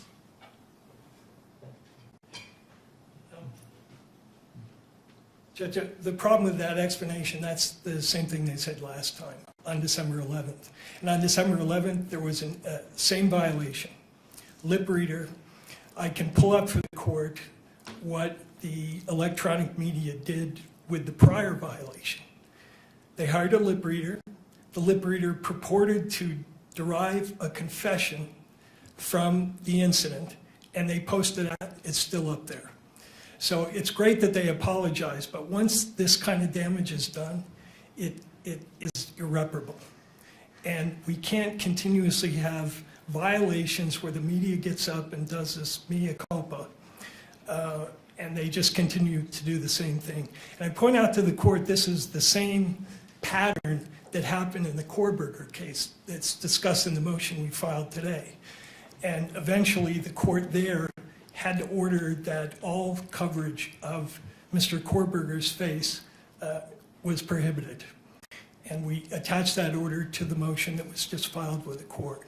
And I understand the media's desire for dramatic coverage. I understand how they want to incriminate Mr. Robinson. But that process is supposed to happen in a trial, not in the media. And it's a serious violation. It's one that the court should not just blink away and say, I accept the apology, especially after the court was so clear this morning. Calling the cameraman up, asking if he had read the December 23rd order, and his response was, I'm good to go. Meaning he had read it, and presumably he read that provision about zooming in on the lips. There's no excuse for it. The court should take some action. Thank you, Mr. Thank you. Anything further from any of the parties before this court makes a ruling on this issue that's before it? No. I just want to make one note, Your Honor. Those clips that I showed you are just small portions of much longer footage that was available in the live stream. That was just what we needed to compartmentalize to get it to Your Honor, but it was a much more extensive period of time. All right, I appreciate this being brought promptly to the court's attention. This is an important issue, and the court takes it very seriously. As it relates to today, well, first, I did put on the record very clearly that there would be potential consequences for any violation of the court's December 23rd, 2025 standing decorum order. For the first part, well, and I've also had a chance to view the two clips that was presented. It was shown to all parties. The first appeared to show an attorney, Mr. Robinson, speaking for about 9 seconds is what my memory tells me and reminds me. The second clip was for about 5 seconds. I believe it was from a slightly different angle, but it also captured that. And in both instances, I could see Mr. Robinson's lips moving, and I don't remember about the second clip, but I believe in the first clip it also showed counsel's lips moving, but notwithstanding, that was in place. I also refer to the statement made by the counsel for the news media, and going to, it is paragraph 48, and I will read it in its entirety. No audio recording is Permitted of the conference involving counsel at counsel's tables or during bench conferences with the judge. No visual recording is permitted of a person's lips so as to be decipherable by a lip reader during conferences involving counsel at counsel's table or bench conferences with the judge. No one may zoom in on anything on counsel's tables or the bench to identify any writings. Now, in regards to the zooming, I know there was a representation, and it's easy to, as you're reading, to kind of combine it, but I'm not finding that zooming in relates to the lip reader portion, but that's not material. I do find that, and I'm not a lip reader, so I don't know what the standard is for lip reading, but I do note that 9 seconds in that first clip, one could see his lips moving, and it is a significant time as it relates to this particular issue. It wasn't a passing shot. It was focused on these two persons, and so I find that the decorum order, as it relates to paragraph 48, as it relates to no visual recording is permitted of a person's lips so as to be decipherable by a lip reader, I find that has been violated. In regards to the second clip, 5 seconds, where it shows Mr. Robinson and I believe one of counsel, that I was able to view Mr. Robinson's lips moving. It wasn't a passing shot that it just so happened to capture. It was focused on them. I find that is a violation of paragraph 48 as it relates to no visual recording is permitted of a person's lips so as to be decipherable by a lip reader. Turning to the next section, finding that the violations have been shown as the court has reviewed the purported evidence of these two violations, I turn to the sanctions. Previously, I stated that under Utah Code Section 78B-6-310, if the court finds a person guilty of contempt, the court may impose a fine of up to $1,000, order incarceration in the county jail for up to 30 days, or both. I find that applying this sanction would be disproportionate to what the conduct was in those two clips. And the court notes that it is the court's discretion on whether to apply it or not. I find that the court will not issue this sanction. In addition, the other sanctions, the court stated earlier today, in addition, the court may impose the following remedial measures if warranted.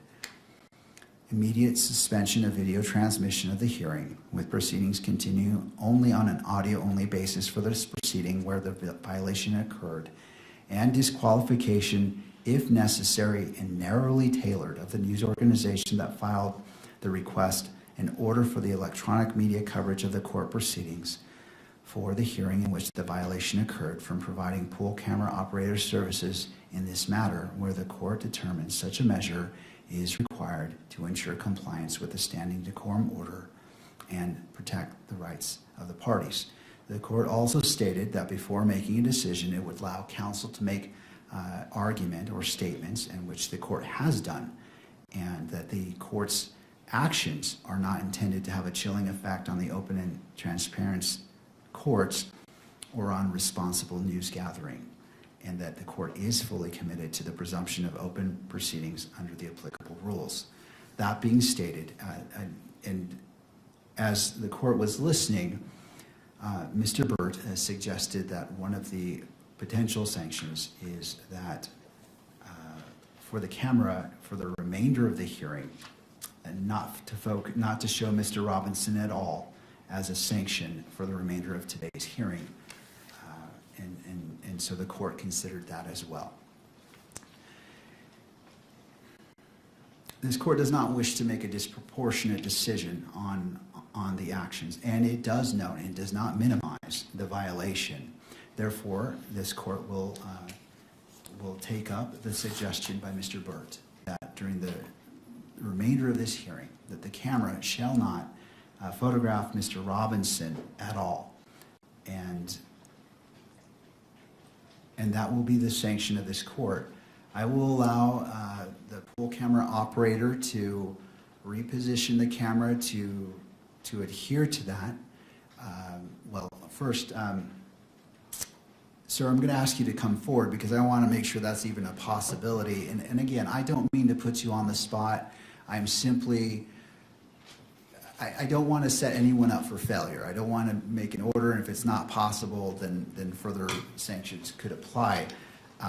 And I recognize that it wasn't your anticipation to be on your own camera, but as it relates to not showing shots of Mr. Robinson for the remainder of this hearing, what are your thoughts? I can do that. From where I'm positioned now, I can shoot this lectern, I can shoot the bench, and I can avoid the attorney tables altogether if that is what is desired. All right. Do you need to do any repositioning of the camera to accomplish that? And I'm willing to give you that time to accommodate that. I just, again, I don't want to set you up for failure given what's happened. And so what are your thoughts? Well, I think the position I'm in, I am okay to avoid the attorney tables at this point and just shoot, this forward part of the courtroom. All right. Thank you. Thank you, sir.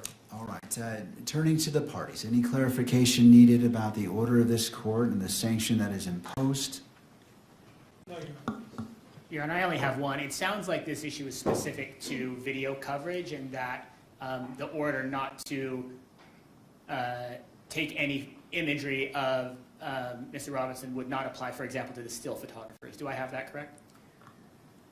Well, I'll hear from the parties before I offer that clarification. Do you wish to weigh in on that issue?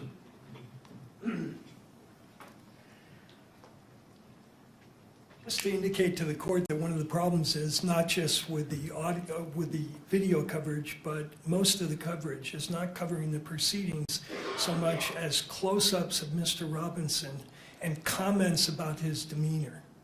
So if they catch him in a moment speaking civilly to his attorneys and he happens to smile, that then is twisted into evidence that he's some sort of a remorseless killer. So that applies to the still photography as much as what's going on with the video. So we'd ask the court not to permit still photography, at least for purposes of today. And I think after the court sees the motion, we'd be in a position to talk about the future. But I think for now, that's our request. Thank you, Mr. Burt. Thank you. To the state. Nothing further, Your Honor. And any other input? All right. This court narrowly tailors its decision as to the violation, and the violation comes from the camera, the pool camera providing live feed. It doesn't come from the photographer. The photographer is the still, I don't know what the exact term is in this moment, it is eluding me, but the person who is operating the camera to take still shots is under the same requirements for this decorum order. I am not going to sanction them because what was before me with the 9-second clip and the 5-second clip doesn't apply to them. And so I'm going to limit the sanction as it relates to the pool camera photographer, again recognizing that the standing decorum order applies equally to the still camera photographer. Thank you, counsel. I appreciate you bringing this to the court's attention and the seriousness and professionalism that you presented this to the court. So thank you to all parties. And again, to the camera operator, do you need time to test out to ensure that there is any inadvertent capturing? I'm willing to do that. I just want to make it clear as day that Mr. Robinson is not to be captured in a sweeping shot in any form for the remainder of this hearing. Understood, Your Honor. All right. All right, counsel. With that in mind, how would you like to proceed?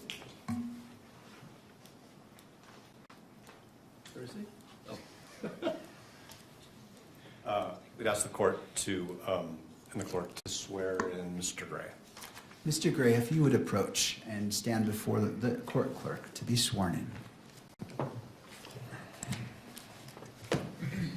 You do solemnly swear that the testimony you're about to give now before the court will be the truth, the whole truth, and nothing but the truth, so help you God. Thank you. You can sit. Mr. Gray, if you'd like, have a seat. Usually we have water bottles. If not, there's one right here. All right. And Mr. Gray, I'm sure you've heard this before, but if you could position the microphone close to you, just to ensure that the record picks up your testimony today. Thank you. Mr. Novak. May I proceed? Yes. Thank you.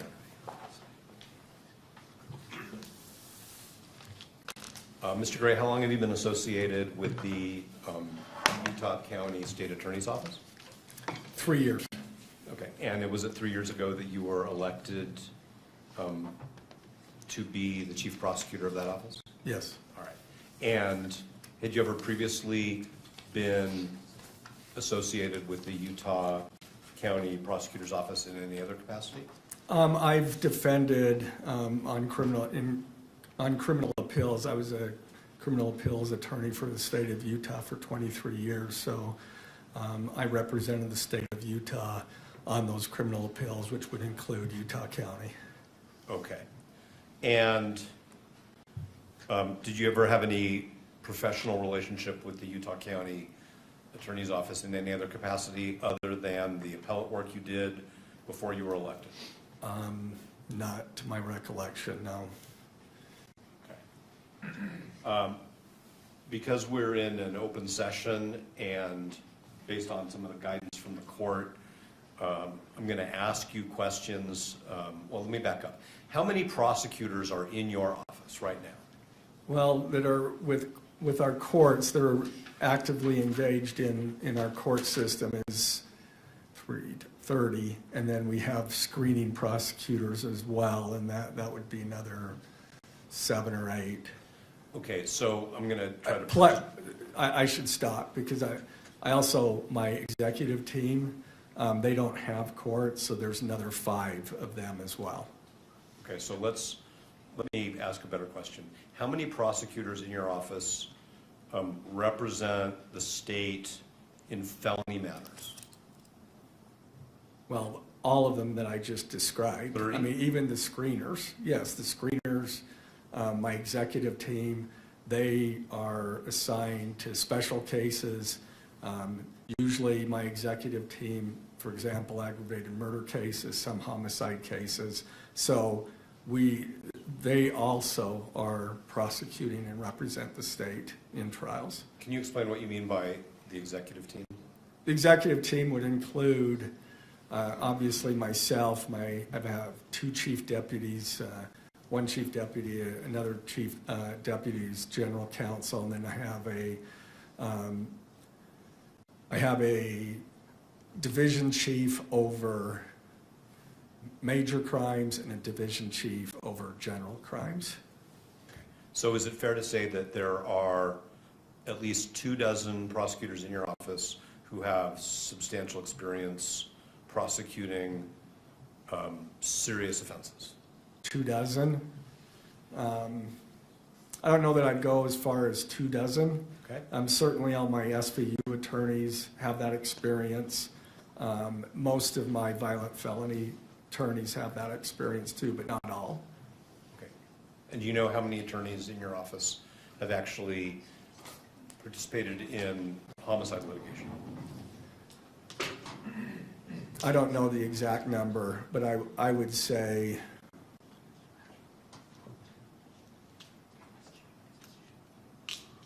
maybe 15. Okay. But I guess I should clarify, not all of them have the experience in aggravated murder cases. And that's why we specially assign those attorneys. Understood.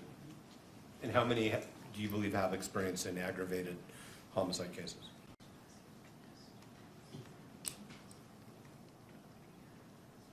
Probably 7 or 8.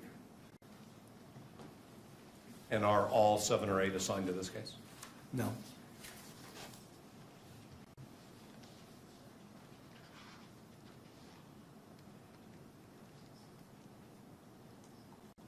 Are the 5 other than you who are assigned to this case experienced in aggravated felony cases?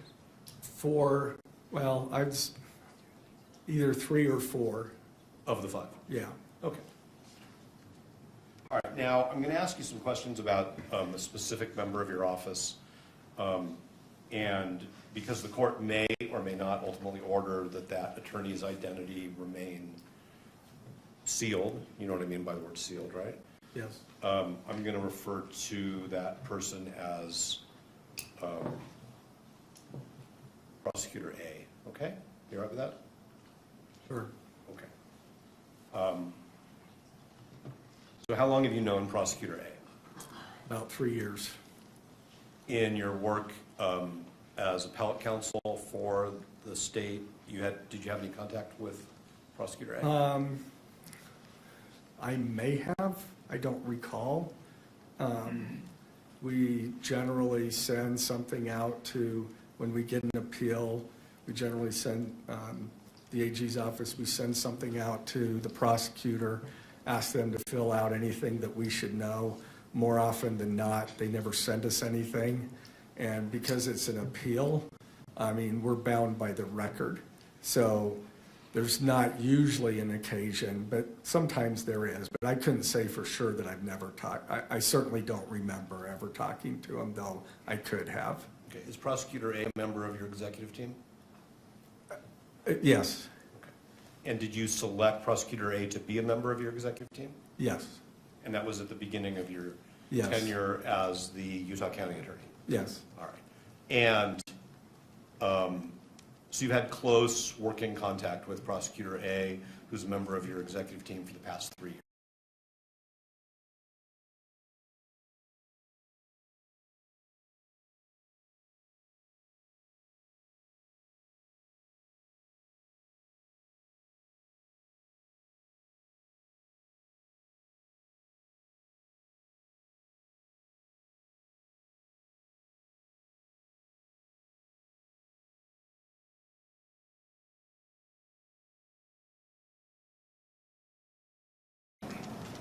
I have met his wife.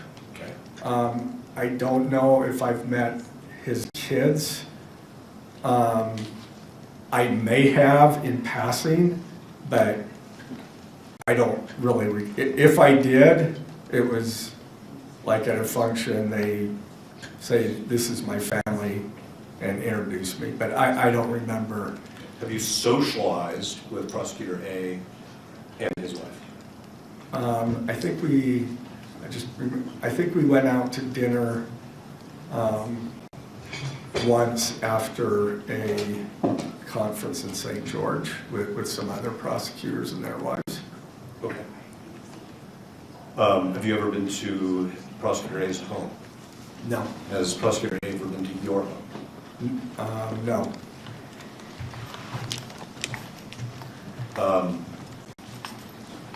You engage in recreational activities in any way with Prosecutor A? No. Whatever you do, running, pickleball? No. I need to do more running, but unfortunately I don't. All right, understood. Okay. Now, Prosecutor A has an adult child who was at the September 10th rally at Utah Valley University, correct? That is what I mean, I don't have personal knowledge of that other than what they have told me. So like, I never saw that adult child, but I'm assuming, yes, that's true. Okay, but on September 10th, 2025, at the moment that Mr. Kirk was shot and ultimately died from that shooting at Utah Valley University, you were in Davis County, right? Yes, I indicated in the motion that it was Ogden, but it was actually Layton. So it was Layton. Layton? Yes. Okay. And I think that's Davis County. All right, that's what I thought. And Prosecutor A was with you? Yes. Okay, and isn't it true that while you and Prosecutor A were in Davis County, you learned from Prosecutor A that one of his adult children was at the rally and was texting him about their experience? Yes, I mean, we had just broken for lunch, and he showed me the text, Charlie Kirk got shot. And that was a text that he showed you was from one of his children, right? Yes. And you knew at the time that it was a text from one of his children, right? Yes. What did he say to you? So I'm talking about Prosecutor A. He said, look at what my child just showed me. And that's about it. And then he said, you know, I should be getting down to UVU. Okay, and then he left. Yes. And he, as far as you understand, he drove down to UVU. Well, he drove towards UVU, yeah. He drove in the area.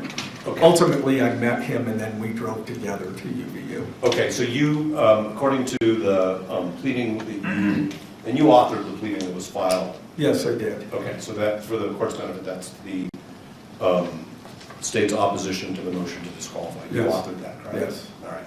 And in it, you said that 10 to 15 minutes after Prosecutor A left the event that you were at in Davis County, you left. Yes, Did you also head in the direction of UVU? Yes. Okay, and then you and Prosecutor A met up somewhere? Yes. And then traveled to UVU together in your vehicle or in Prosecutor A's? I guess there's a third alternative, which is you met somebody else and traveled with No. I don't remember whose vehicle it was. All right, did you talk to Prosecutor A? It was my vehicle, I'm pretty sure. Okay. So. And was that just about logistical convenience, like let's just go in one car, or was there some specific reason? Yes. No, that was no other reason. Okay. And on your way to that, what I'll call the meeting point, did you have any conversations by telephone with Prosecutor A? Well, yeah, because we needed to meet. He left. I thought I would get some lunch first before I went to the command post. I got about halfway through that and said my mind was not on it. I needed to go to there. And so then we called.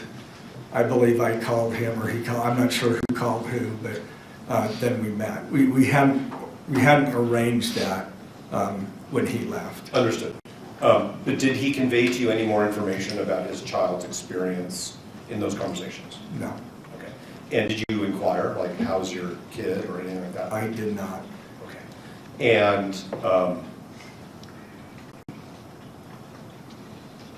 so you met up and then you went to the command post, which was established near the university, correct? It was at the university. Okay. Was it inside one of the buildings? What's that? It was inside one of the academic buildings? Yes. And did you see Prosecutor A's child there when you were there? No. Were you introduced to that person? No. Okay. Did you have any conversations with Prosecutor A about whether they should stick around and wait? No. Did you? My understanding, based on, my understanding was that everybody had left. We were told that most of the students had left. They had not, or attendees, so. Okay, so as far as you know, Prosecutor A's adult child had left the university before you. As far as I know, my understanding was that, most of the students had fled. That first they went into buildings or whatever, and then they made their way out.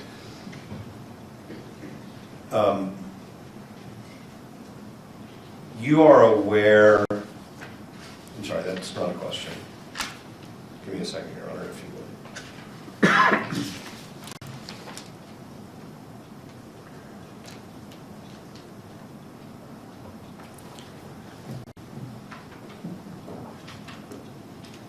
would. Okay, so did you spend time with Prosecutor A at the command post on September 10th at UVU?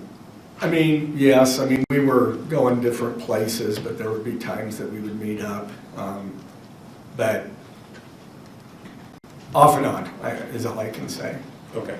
And did there come a time, either on the 10th or shortly thereafter, where he provided you with some information about how his adult child was doing, having been at the school? I don't remember him ever saying anything about that, and I never asked. I probably should have, but I don't I don't remember any conversation regarding his child.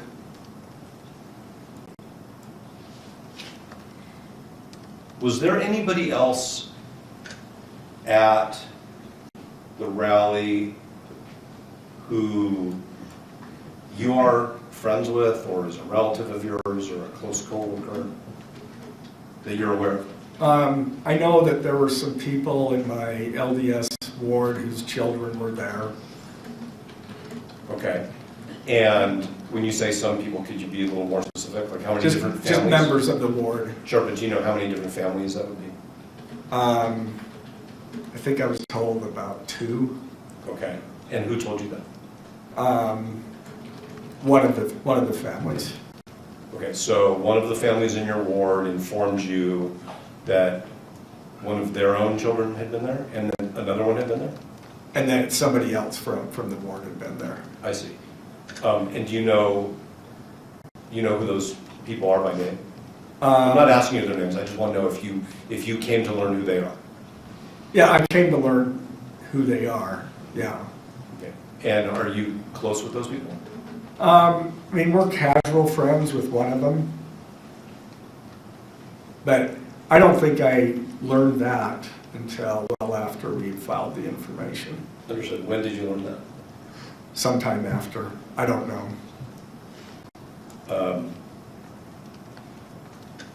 So the information was filed obviously in mid-September. Yeah, just in 6 days. So right. Okay. And do you know, like, if you saw the children of the families in your ward who you understood were there, if you saw them on the street, would you recognize them? I would recognize at least one of them. Did you ever have any conversations with them or their parents about their experience? I tried to stay away from that, other than they told me that the one was doing just fine and the other one was shook up. Okay. And the other one was shook up. I mean, is that the term used, or is that just your way to summarize? That's my way of summarizing it. What did they tell you? Having a hard time with it or something of that nature. I'm sorry I interrupted you. So somebody told you, somebody who you know from your ward, Yeah. told you that their child, is their child a student at UVU? Probably. I mean, they're young adults, so I'm assuming that. I really don't know for sure. Yeah. And I think what you said is that they told you that their child was having a hard time with it. What? That not their child, but the other family's The other child. family's child. Yeah. Okay, so it was like a second-hand thing. Yeah. Okay. And do you know if either of those young people who were at the rally, well, I'll put it this way, do you know where they were in terms of in what I'm going to refer to as the amphitheater I area? have no clue. The one who was having a hard time with it, did you share that information with the prosecution team? I may have. I don't remember. I may have in passing. Did you ever suggest to any of the law enforcement officers that that person be interviewed because they were impacted by what they experienced? No. We don't interfere with the investigation. We try to assist. But law enforcement, they identify who they want to locate and who they need to interview, and I leave that to them. Did the person giving you this information, so this is another adult in your ward, tell you more specifically about what their child and the other child actually saw and experienced? No. Okay, so you don't really know much more about where they were, what they saw. All you really know is one of them was having a hard time Yeah. with the experience that they had. Yeah. Okay. I understand you said that you don't interfere with law enforcement, but if you learn, even if it's somebody you know through your community, that somebody has suffered some emotional harm as a result of a criminal act that you are responsible for prosecuting, that's not information you would give to an investigator so that they could determine whether or not so that they could go interview that person? I didn't consider that as really relevant to the investigation, so no.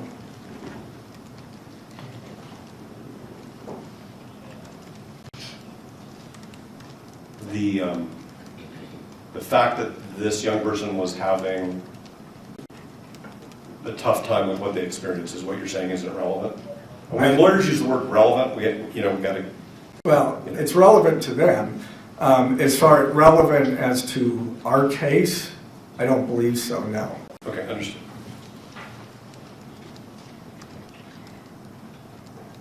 Now, there was a point in time in October, I think it was October 20th, where Prosecutor A sent Mr. Robinson's counsel an email disclosing that his adult child had been at the rally, providing us with some information.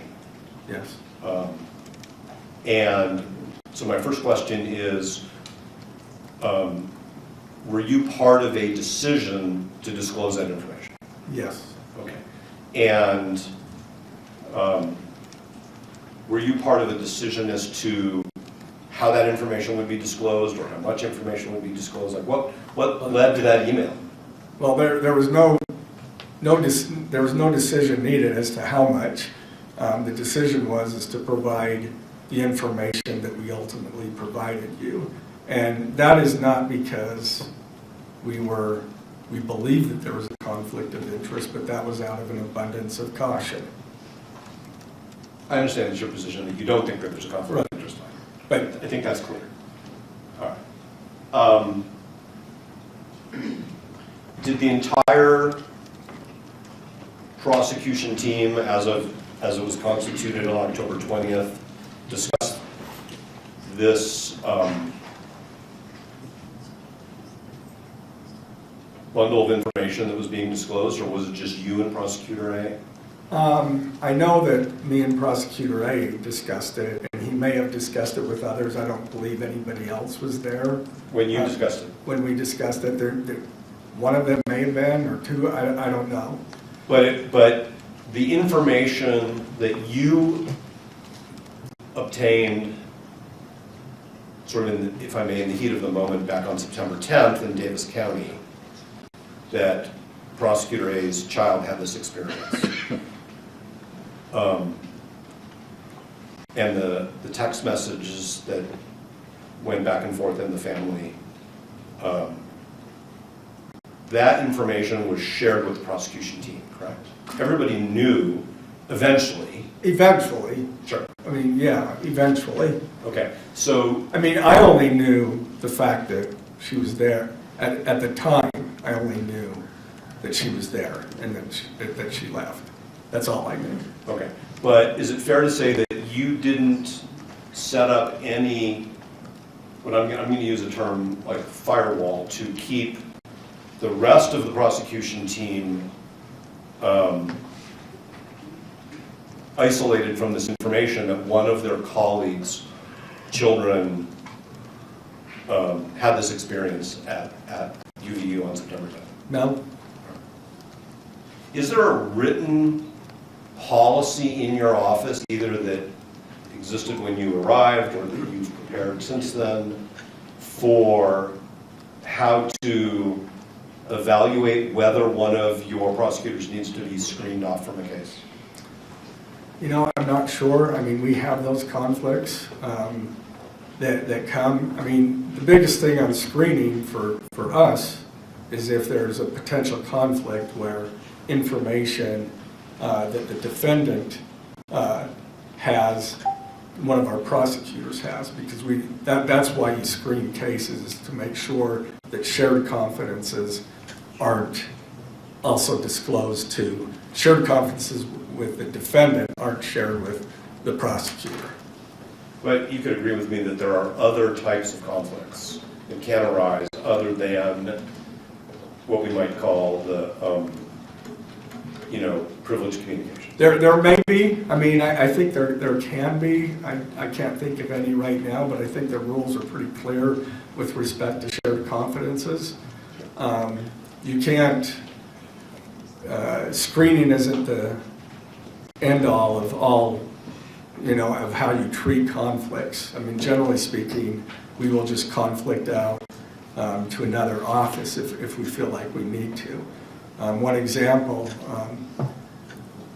well, I won't go into that, but I mean, we've been threatened before, and there was an investigation, and of course, we conflicted it to a different prosecutor's office, because in that case, we were potential targets of this individual. Understood. Okay, so you're not sure if there's a written screening protocol, but what you're saying is when we know when we see it. Well, sort of what I'm hearing you say. Sometimes we do. Sometimes I've had attorneys that felt like they couldn't talk after they've been conflicted out to at least know the victim, but notify the victim that that we were going to switch the prosecution. But there may be, I just honestly don't know. We keep an eye on those things and rely on our attorneys to notify us when there is a conflict. But you knew as of September 10th that Prosecutor A's daughter attended the rally, correct? Was in the crowd, correct? Yes. Had heard a shot fired, correct? That, at that moment, I don't know that I knew that. Okay, but you know it as of today. Sure, I know You it. read their affidavit. Sure. Which says that. Well, I knew it. I knew it once all of that information was disclosed to me. Okay. And that they had to, with many hundreds of other people, run for cover and get out of the open space where they were, correct? Yeah, I don't know that they had to, but that's what they did. Well, you've seen the video of, you've probably seen many videos of that day, right? Yes. And weren't there law enforcement officers basically directing everybody to leave the open space so that they could? I don't know that I remember seeing it, those videos of the students or attendees leaving. I mean, I know that they left. I know that they ran away. What we learned later is that the shooter left immediately after the shot. So, Right, but at the time of a shooting, you don't know how many shooters there Absolutely. are, if there's going to be follow-up, Right. if there are explosive devices, like all those things, right? Sure. Okay, so let me ask you these questions about, well, instead of giving you a headline, I'll just ask the question.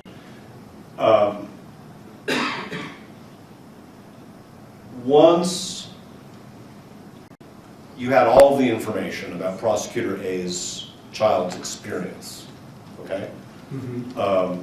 What they saw, what they heard, what happened to them, the fact that they were separated from their personal property, all those things, okay? What I'm hearing you say is you never really discussed that with Prosecutor A and his family. No. I mean, I did discuss, I don't know if it was day 2 or day 3, law enforcement was there on the day of the shooting, the next day, and I think into Thursday or Friday, I don't remember exactly which day. And at some point, I was told that Prosecutor A's child left the bag there. Okay. But if you never really talked about it with Prosecutor A, about the impact on his child and the family? I didn't say that. Not on the day of, or, I mean, in the intervening time, he reported a couple of times that he talked to his child and said that she was doing fine. She reported to him that she was not having any issues.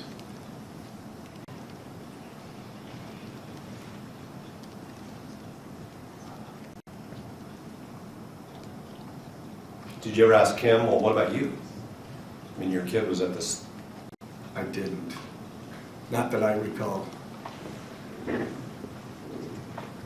Did you ever consult with anybody in the Attorney General's office concerning whether Prosecutors A's child's experience raised a potential conflict of interest for your office? No, that's what I did for 23 years with prosecutors, is consult on that. And so I didn't feel a need to go to those folks. I mean, I know how to try to figure that out. So when one of your responsibilities in the Attorney General's office was to consult about ethical issues? Different matters. Different matters. It could be a variety of things. Okay. And I mean, if you're talking about ethical issues in particular, I don't know that the Criminal Appeals Division was the right folks to consult, but I'm not even sure of who from the Attorney General's office would. So. Okay, but you worked in the Attorney General's office for a couple decades, right? Yeah. What you're saying is that in your role as an appellate lawyer for the state, you would talk to prosecutors, I guess it's somewhat more informally, about ethical issues. Yeah, every once in a while, yeah. Sure. And so my question is whether you reached out to anybody in the Attorney General's office about this particular issue. No. Okay. Did you, and when I say you, I really mean you or anybody in your office on your behalf. Okay. Okay? Because you're the chief prosecutor, right? Yeah. So when I say you, I mean you and people who work for you. What about the Utah State Bar? No. I mean, they give ethics guidance to attorneys on all kinds of issues, right? Yes. Okay. But no reach out. Other county attorneys in Utah, in other words, your colleagues who are elected chief prosecutors in their counties, did you discuss this with any of them? No. Are you a member of organizations of what I'll call chief prosecutors? I'm a member of the Utah County and District Attorneys Association, UCDAA. I'm actually the president of that organization. I'm a member of SWAP, which is the statewide association of public attorneys and prosecutors. I'm actually the president-elect of that organization. That's a lobbying organization. Okay, and do these associations have any mechanism for providing ethical guidance to their members? No. I mean, when we have questions, we may shoot out an email and ask about things. Did you do that in this? No. I consulted no one other than my team. Okay. I'm going to ask you 3 more categories just to be clear. Okay. Did you reach out to any law professors who No. report to be ethics experts? No. Did you speak with any judicial officers No. about it? Court reporter, get the question and the answer. Oh, there you go. Well, I just said that I have talked to no one other than my team, so. Okay.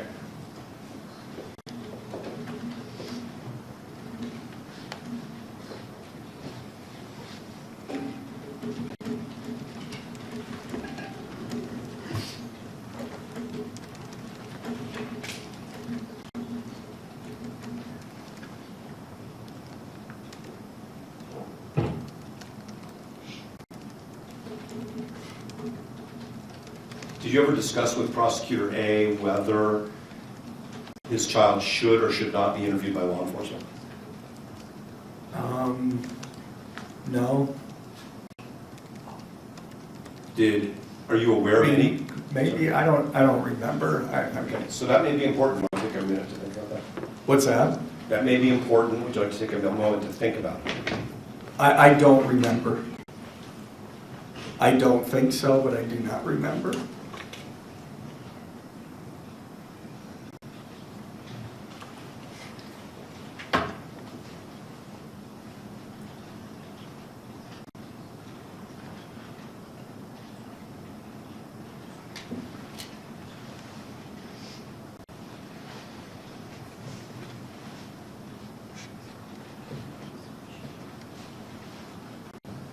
The brief that you filed on behalf of the state, I'm sorry, the opposition to the motion has a couple affidavits attached to it, right? Yes.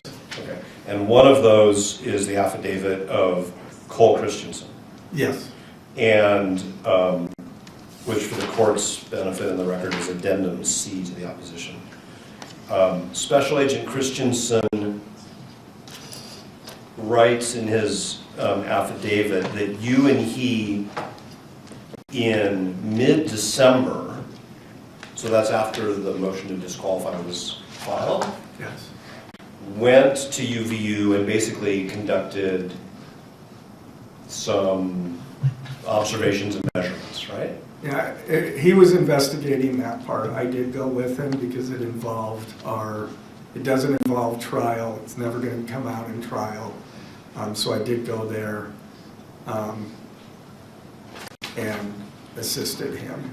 But he also had another officer there so that anything that I did could be corroborated by that officer.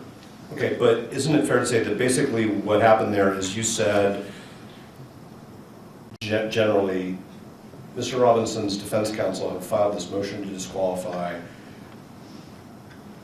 I want to have some measurements done because I want to figure out what risks there were to Prosecutor A's child based on where they were and where you believe the shooter was, right? Yeah, we have very good evidence of where the shooter was. Okay, so and it was based on Prosecutor A's child indicated where the location that they were, I'll use they, and based on the evidence of where the shooter was. So we wanted to confirm that. Now they didn't know where,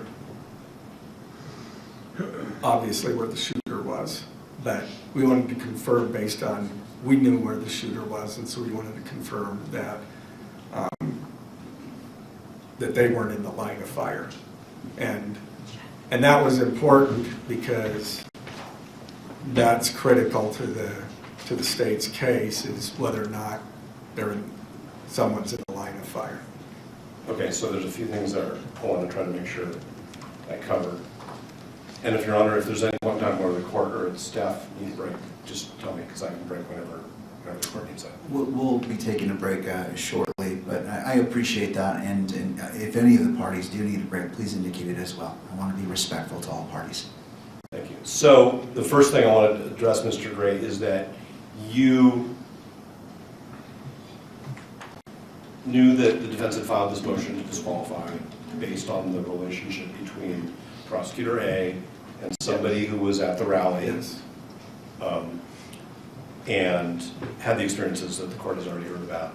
And so you basically went out with a law enforcement officer and you did an investigation and took a number of measurements. He did, yes. Okay, but at your direction, right? Because you're the one. I asked him to do that, yes. Okay.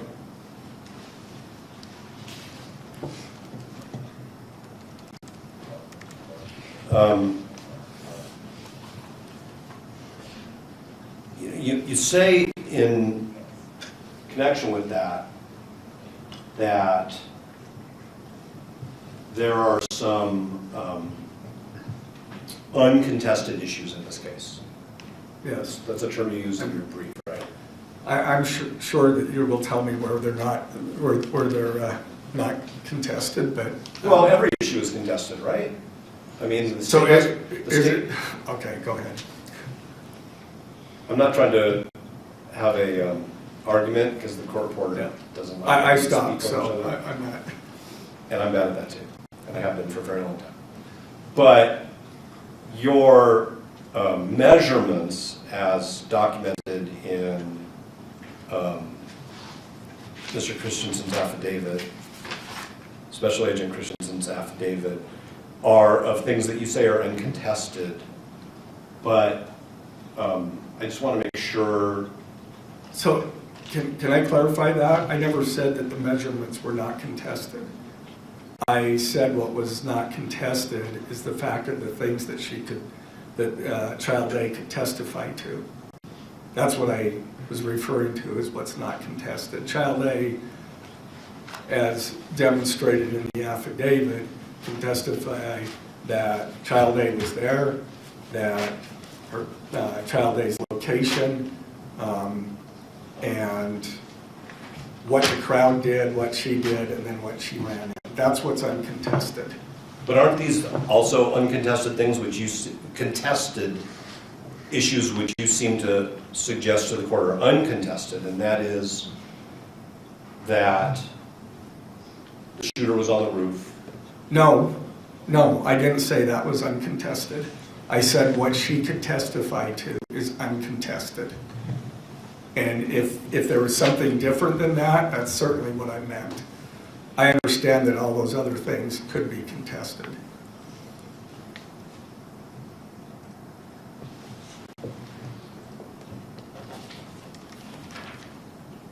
Okay. You've made yourself a witness to evidence that you've used to try to advocate to the court that there's no conflict of interest, right? I mean, you basically, even though you're representing the state, you went out and you participated in a what you hope is a systematic way to measure whether Prosecutor A's daughter was in a line of sight from the place where the state alleges the shooter was, right? Sure. Okay. But as far as making myself a witness, I was careful to make sure that there was Cole Christensen and then an officer from UVU. If you look at the case law says that prosecutors can participate in these interviews and so forth. What we do is make sure that someone else is there so that we don't have to testify. And the defense can't force the prosecutor to testify under those circumstances. That's the case law. It won't surprise you that competent defense counsel have the same practice. We don't interview witnesses without investigators present. Right.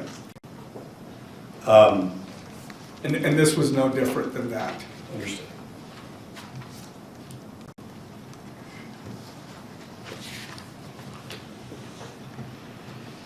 Okay, I do want to address another aspect of this line of fire situation. Okay, so it's the state's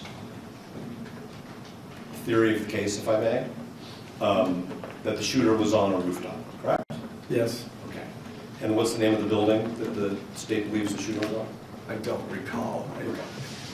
And so these measurements that are in Special Agent Christensen's declaration, you're saying were designed to basically, if I may, I'm not trying to put words in your mouth, rule out whether the child of Prosecutor A is in some ways a victim of this incident?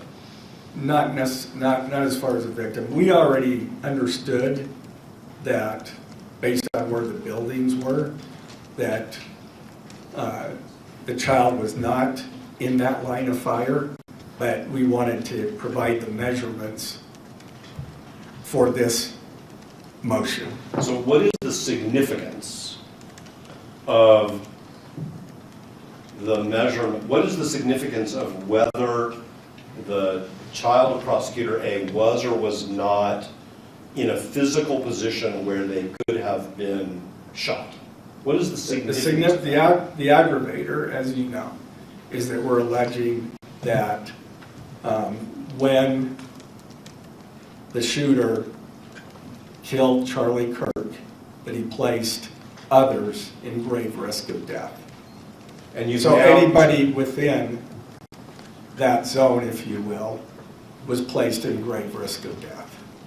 Okay, and so you've now gone out and you've done these measurements from the place, where you believe the shooter was, and anybody who's positioning at the rally, there's no line of sight, you're basically excluding all of those people from being among those referenced by that aggravator. That's our understanding. We'd have a very difficult time proving that others beyond that point were also in that line of danger. I mean, we could, I guess, we could make the argument, but that would be difficult to prove. And so, is it your position that because this adult child would not fall within the category of people to whom the aggravator applies,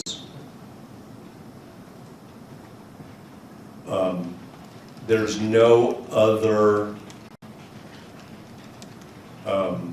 connection between those people and the prosecution? Not the crime. I mean, again, depending on whether, again, I rely on law enforcement to provide us with whether they have something helpful or not.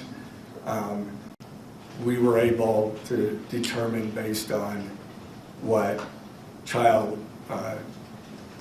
the prosecutor's child, there was nothing useful. There was no need to provide anything. I mean, we make those determinations when they provide it to us all the time. Did you work with Special Agent Christensen on his declaration? On what? No. On his no, declaration? I didn't. Did somebody else? Yes. Another one of the members of your prosecution team? Yes. That's generally the practice. Okay. Was it Prosecutor A? No.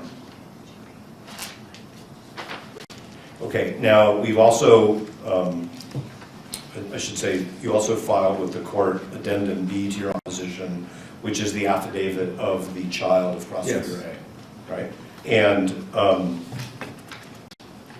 this person is a young adult who is a student at the university, right, at UVU? Yes. Okay. That's what I'm told. Okay. I have no Did you speak with this adult child in connection with the preparation of their affidavit? I did not. Do you know who did? I do. Who was that? It was Mr. McBride. Okay. And do you know whether Mr. McBride consulted at all with Prosecutor A about that? I couldn't answer that. I don't know. Okay. Did you read the affidavit? Of course. I wrote the opposition. I better read the affidavit. Did you play any role in the shaping of the affidavit in any way? No. It was just given to you, here's the affidavit? Well, I mean, we were aware of what the student, I'm going to call it student now. It's fine. We were aware with what the student had said as far as what the student was aware of. And so we obviously, as I started writing based on what my understanding of that was, and I'm sure that Mr. McBride covered those areas to make sure that we were accurate. Are you saying that the affidavit followed from your briefing and your briefing was based on your... No, that's not it. My briefing was based on what the information that the student provided. And so to that extent, I'm sure when Mr. McBride talked to the student, that he would cover those things. Okay, so what I'm missing is, where did you get the information about what the student experienced if you had not seen the affidavit? That was from the prosecutor that is the parent of that. Okay, so Prosecutor A told you, this is what happened with my kid. Right, I mean, I think that's pretty established. All right, Mr. Novak, this Yes, might sir. be a good time to take a brief break. Whatever works for you. And just not meaning to pressure you, I'm just trying to anticipate how much more time for questions you have for Mr. Gregg, just for housekeeping purposes. It's 4:06 according to this monitor. Oh, that's not right, it's 5 o'clock. The monitor says it's 4:06. That must be some time zone somebody else lives in.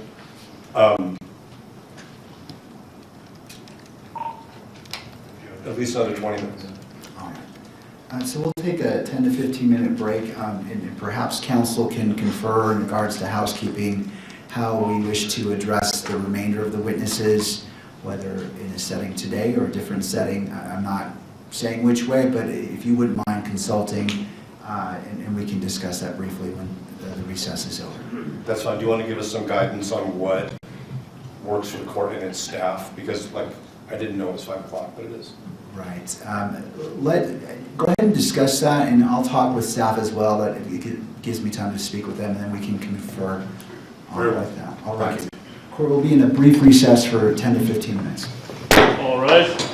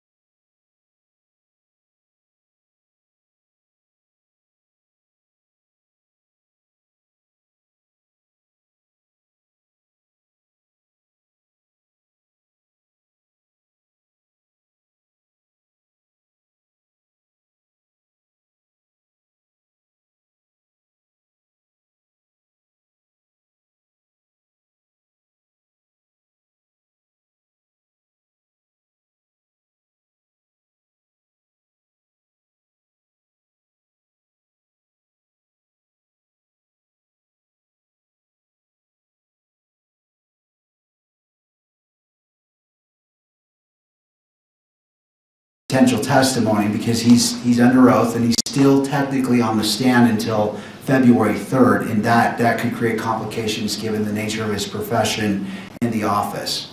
I assume that the state has some questions for their Yes. witness, and then I would. Oh, I see. We're probably an hour and a half adding everything No, up. you know what, you're right, all right. All right, well, that makes sense. And to all parties, that's the consensus, the stipulation Yes. to the state? All right, thank you. And Mr. Gray did tell us that he has a flight later this evening, and just for total transparency, Mr. Burt and I have a flight to California, which boards in 2 hours from Salt Lake. Your Honor, obviously, we're not asking that he not be allowed to communicate with the county attorney's office. If they just don't discuss his testimony, that'll be sufficient as officers of the court.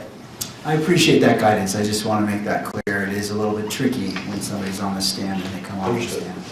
All right, well, I believe we do have a hearing set for February 3rd at 1 o'clock. Does that comport with everyone's notes? Yes. And we'll go ahead and reconvene at that time and continue this hearing, and we can take it from there. Does any party wish the benefit of the record? I don't think we need to ask the court to order the witnesses to return or serve any subpoenas. Yeah, no, I think the witnesses are planning on attending that hearing as well. We'll make sure that that's. We don't need the record for that. If we are told we need a new subpoena for any reason, we'll do it. All right. Thank you. Thank you, counsel. I appreciate your hard work today. I wish you a good afternoon and a weekend, as well as to Mr. Robinson. Court is in recess. All right.